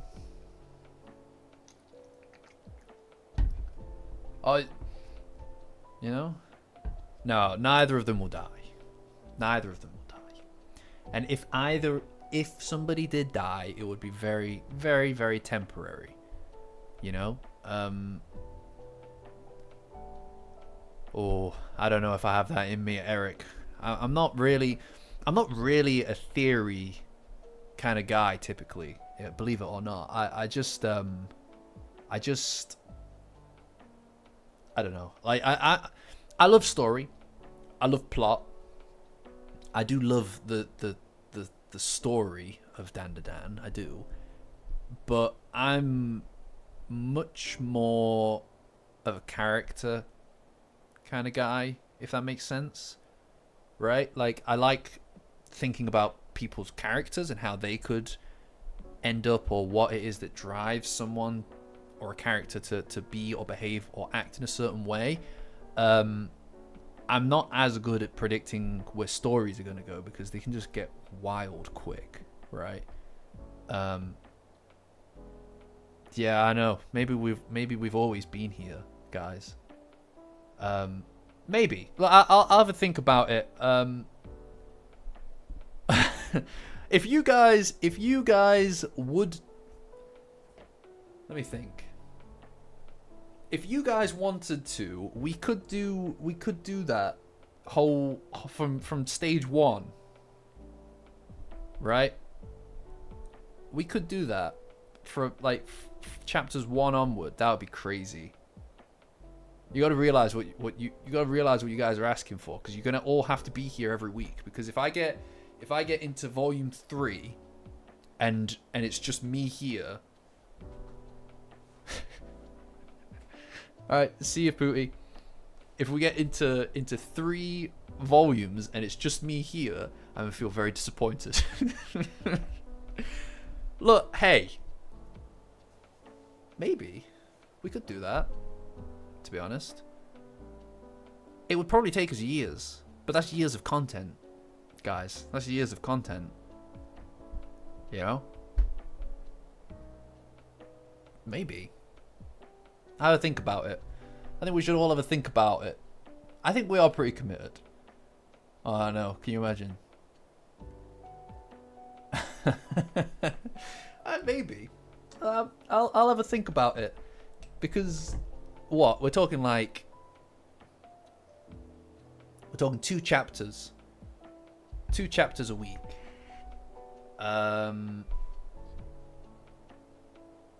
Yeah, see, that's also it. It's like, when would it take place? Because our Monday slot is filled each week. Let's think about what we're asking for, but maybe it could be worth it. You know. I don't think I'd like live stream. Feed the stream. Maybe. No, what I am gonna do, Andrew, is I'm going to, when the new season comes out, presumably it's on like a oh, no worries, dude, see ya. When the new season is out, probably just going to review them after the fact. I'm not going to be showing stuff on screen, obviously, just because that would be a copyright nightmare. And obviously it's not really a reaction channel. Like, I think that it's really important for every piece of work to be transformative, right? And believe it or not, and this is why the current situation with the copyright strike annoys me, I try very hard to make sure that from an ideological perspective, like a moral standpoint, that the content, like the copyright is respected, because I don't want anybody to have to feel like this is a replacement for that, because like Dandadan, if it, you know what I mean, support it as much as you can, because it's brilliant. And the reason that I do this is because I love it. I think this is such a wonderful series. Always support it, guys, in any way you can. This is why the copyright stuff irritates me a little, because For me, um, like I always try to make sure that the content is transformative and just adding depth to the content, like the original content, the source material, because I think it's wonderful, and that's why I want to talk about it so much. But to answer your point, Andrew, I'll probably just watch the episode, and then that day, that evening, we'll have like a stream about it. Maybe I'll watch it at the same time, like in the corner or something like that, or whatever. We'll figure it out. I'm really excited for it to come back. I've got a couple of ideas for some content to come out before it, in preparation for it. I'm not going to reveal what that is because I'm quite excited to do it. But yes, I'm looking forward to it. The sub and the dub are both excellent, guys. Both excellent. You know, like I'm huge fan of. To be honest, I quite like watching the sub and the dub, just because the you get a different flavor, right? Like characters are ever so slightly different based on who's voicing them, I feel, right? Like ages and ages ago, when I worked in a voiceover company, like marketing side, I wrote an article for for like a some animation company website about the differences between subs and dubs and stuff like that, and I learned so much about it just at that point, and the way that it's all done, and the voice replacement and everything. It's just really interesting stuff. So much work goes into the subs and the dubs, and I respect both of them. I think they're both so cool. Yeah, I mean, like I said, they add their own flavor, right? Like, what was the line Gigi said on the train? I think he said like my nuts or something like that. I don't know. It was like referencing something.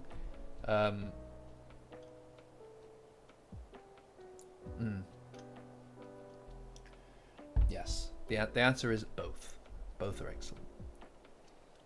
You know.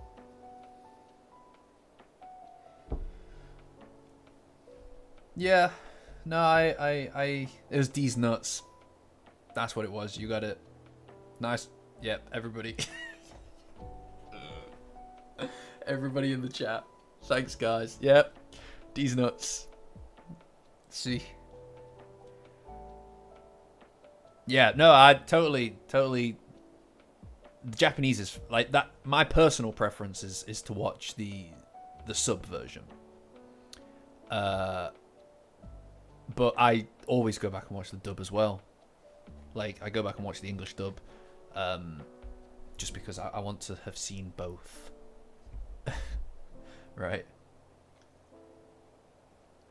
Yeah, some things don't translate well as well. Like the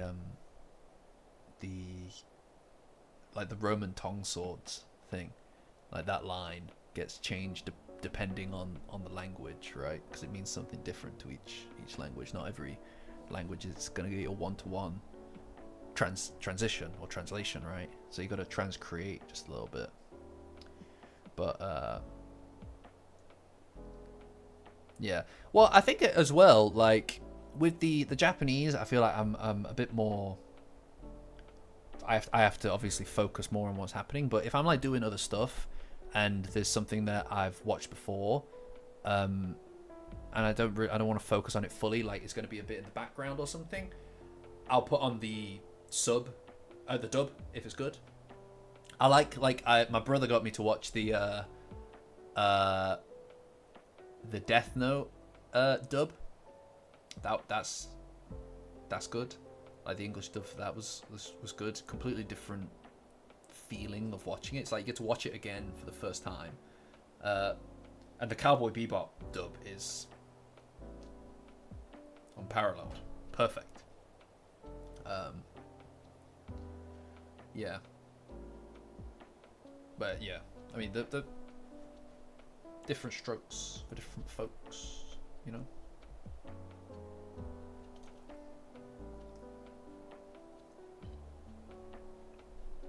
That's the one, Sarah. That's the one, Sarah. Take a potato chip and eat it. That line is. There are some great timestamps, like moments that you can just take from Death Note. You know, like if you know what I mean, like you can just grab the moment of light, whenever he's just like, damn it, he got me. See you, KP. Have a good one. But yeah, no, there's tons of really good stuff out there. Yeah, I mean, I guess it's one of those things that some people are really passionate about, but I feel like nobody here is super passionate about getting into the sub and dub war. I don't know. People get vexed about stuff really easily. I'm too exhausted by any kind of friction in any discussion. It's too much out there, you know.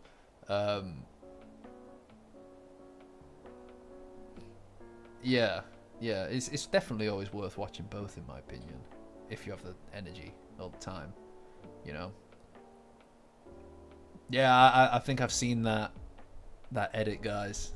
Without the monologuing, they're just staring at each other for ages. So ridiculous. No, it's good. It's all good, John. Don't stress.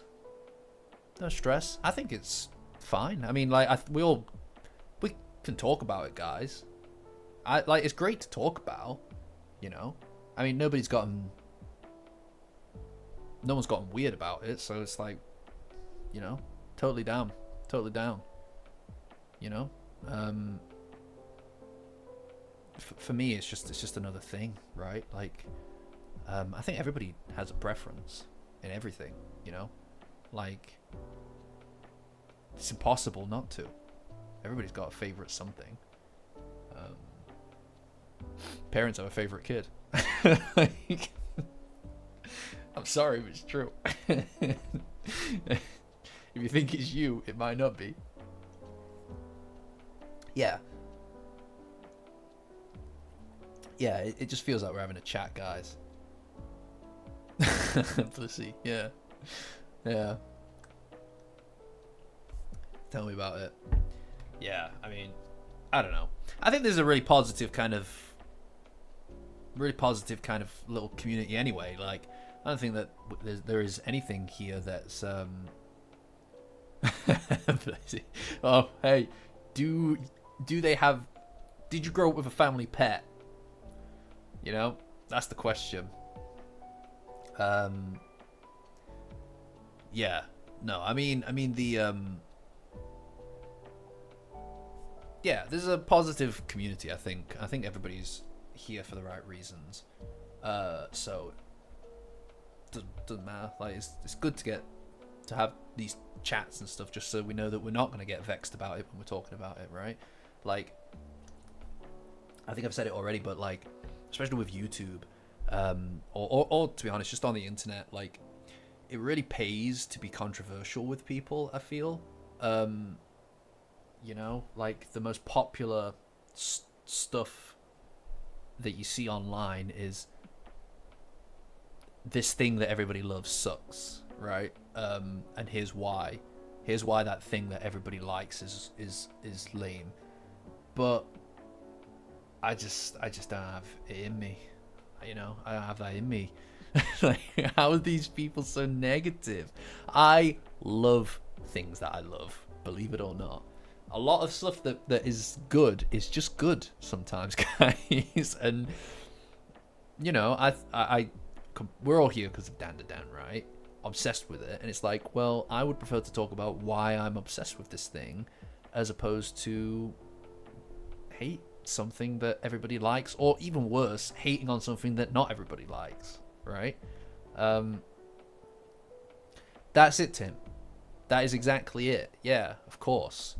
At least, like, you know, even the most garbage thing that you can think of, right? Someone worked on it and put themselves out there to release it, and that's, at the very least, that's admirable, right? Like, even a bad game doesn't mean that necessarily people should pay for it if it's really bad, and I think that's why it's important to review stuff and everything like that. See, Eric, thank you for joining, dude. That's a good idea. Maybe we should have a trash channel in the Discord. Yeah, I mean, someone worked really hard on anything, and that, I think, deserves some degree of something. Doesn't necessarily mean that you should pay for it if it's really, really bad, like a bad game or a broken game, or a film that's awful. But at the same time, I don't think that means that we all need to necessarily create 7-hour-long reviews about why this thing is awful. It's my opinion. Like, I don't know. I prefer, like I said, I prefer talking about things that I like. And please stop me if I start talking about things that I hate. Because then you know that the channel's going off the deep end. Unless there's a really good reason to not like it. You know? But that's not the kind of vibe we have here, right? Right? Like, I feel like the vibe we have here is pretty positive. I think it keeps the community positive as well, right? I think when you're talking about stuff in a really negative light, your community starts to kind of like want that and hunger for that, because you've attracted them based on negativity. You've brought people in based on negativity, and then negativity is going to fester in your community, and everybody's going to want, when's your next takedown video coming out, right? I ain't about that, you know? Yeah, exactly, Tim. Yeah. That's it. Like, the room, like Birdemic in the Room, right? It's like, people talk about, oh, it's so awful, oh, it's so bad, but it's kind of incredible. Like, who judges when something is good or I mean, high and lowbrow, right? It's such a highbrow thing to I think considering something to be lowbrow or highbrow is such a highbrow position to take. It's such a kind of like, oh, well, I'm an accredited decision maker on what is culturally accepted as good or bad. But The Room is categorically not well made or well written, but it has such staying power. Yeah, no, that's it, Tim. It's got such staying power that everybody knows it, and it's you enjoy watching it, right? One of my mates years and years ago, like 10 years ago now, gifted me a film. It was like the trashiest like B movie. It was called Metal Man, right? It's like an awful student-made knockoff of kind of like an Iron Man type figure story. Horrible movie. Brilliant though. Absolutely brilliant. It's so good. I hate it. It's amazing.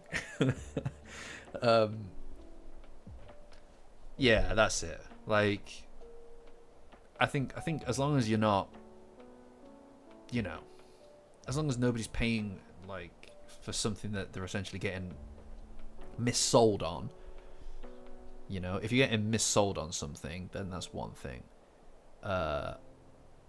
Because obviously you have a you know, responsibility to make something good and make it clear that it's good. But nothing good. Nothing's good if nothing's bad, right? You know. At least, whatever. I don't know how we got to here. We're talking about. I feel like we're talking about subs and dubs.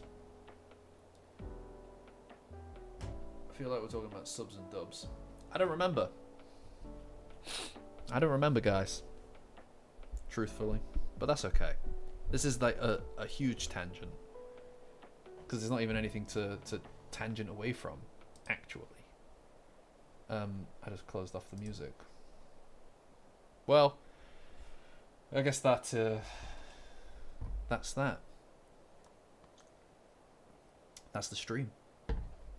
So guys, you know, thanks for being here, everyone. It's been great again. Really enjoyed it. We did it. We finished it, and it was great, and we did a great job. And I'm very proud of us for doing it, to be honest. And thank you all for being here again, especially everybody who's made it through all 4 videos, all 4 streams, because that is crazy. Yeah, exactly. See you tomorrow. Yeah. Yeah, guys, great. You know, for next week, I'll need to do a little bit of thinking. If anybody has any great ideas for what we should do next week, you know, let me know in the Discord. Besides that, I'll have a think about it. I knew we could do it as well. I told you I had a feeling. That we'd get it done. But yeah, I'm gonna have a think about it, about what we can do for next week. Something to tide us over until the next one. And then also, as I mentioned, everyone, video is being worked on. I've got some serious traction on the script. Needs heavy editing, but it looks like it could be a long one as well, which is pretty cool. And hopefully within the next week we will know the status of the Evil Eye arc video. I'm hoping that that's back up. I'm looking forward to that being back on the channel. And again, everybody who's a member, a majority of people here at this point, which is wild. That is crazy to me.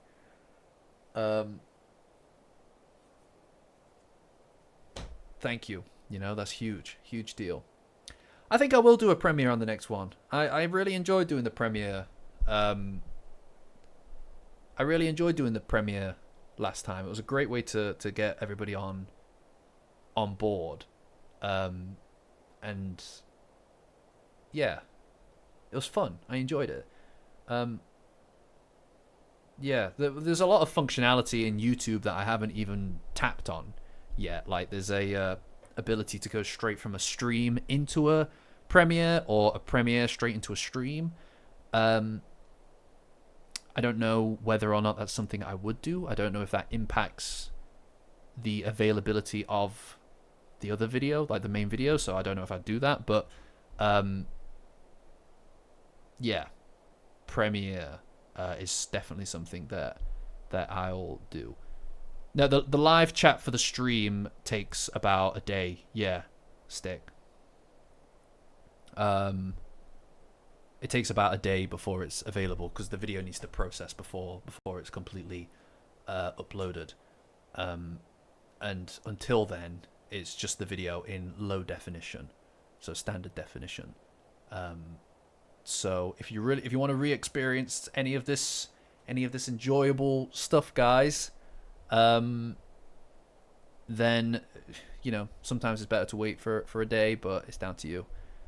You know, it's always going to be up. So yeah, like I said, about a day before it comes up. So the bonus chapter stream chat should be there. The live chat should be there now as well.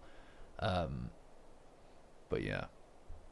Same with the Premiere as well. That should also pop up after a while. Right, guys. We did it. All right. And I'm going to hit it because it's getting quite late. It's getting quite late. Nah, guys. Everybody, thank you for being here. Thank you for messaging. And everything that everybody says is always such a pleasure to read. Eric, Discord link. You have to follow the Patreon link in the description. Join up as a free member, and the Discord link is on one of the posts. It's on the free tier, so don't worry about like anything cost related. But awesome. Right, guys, catch ya. Bye.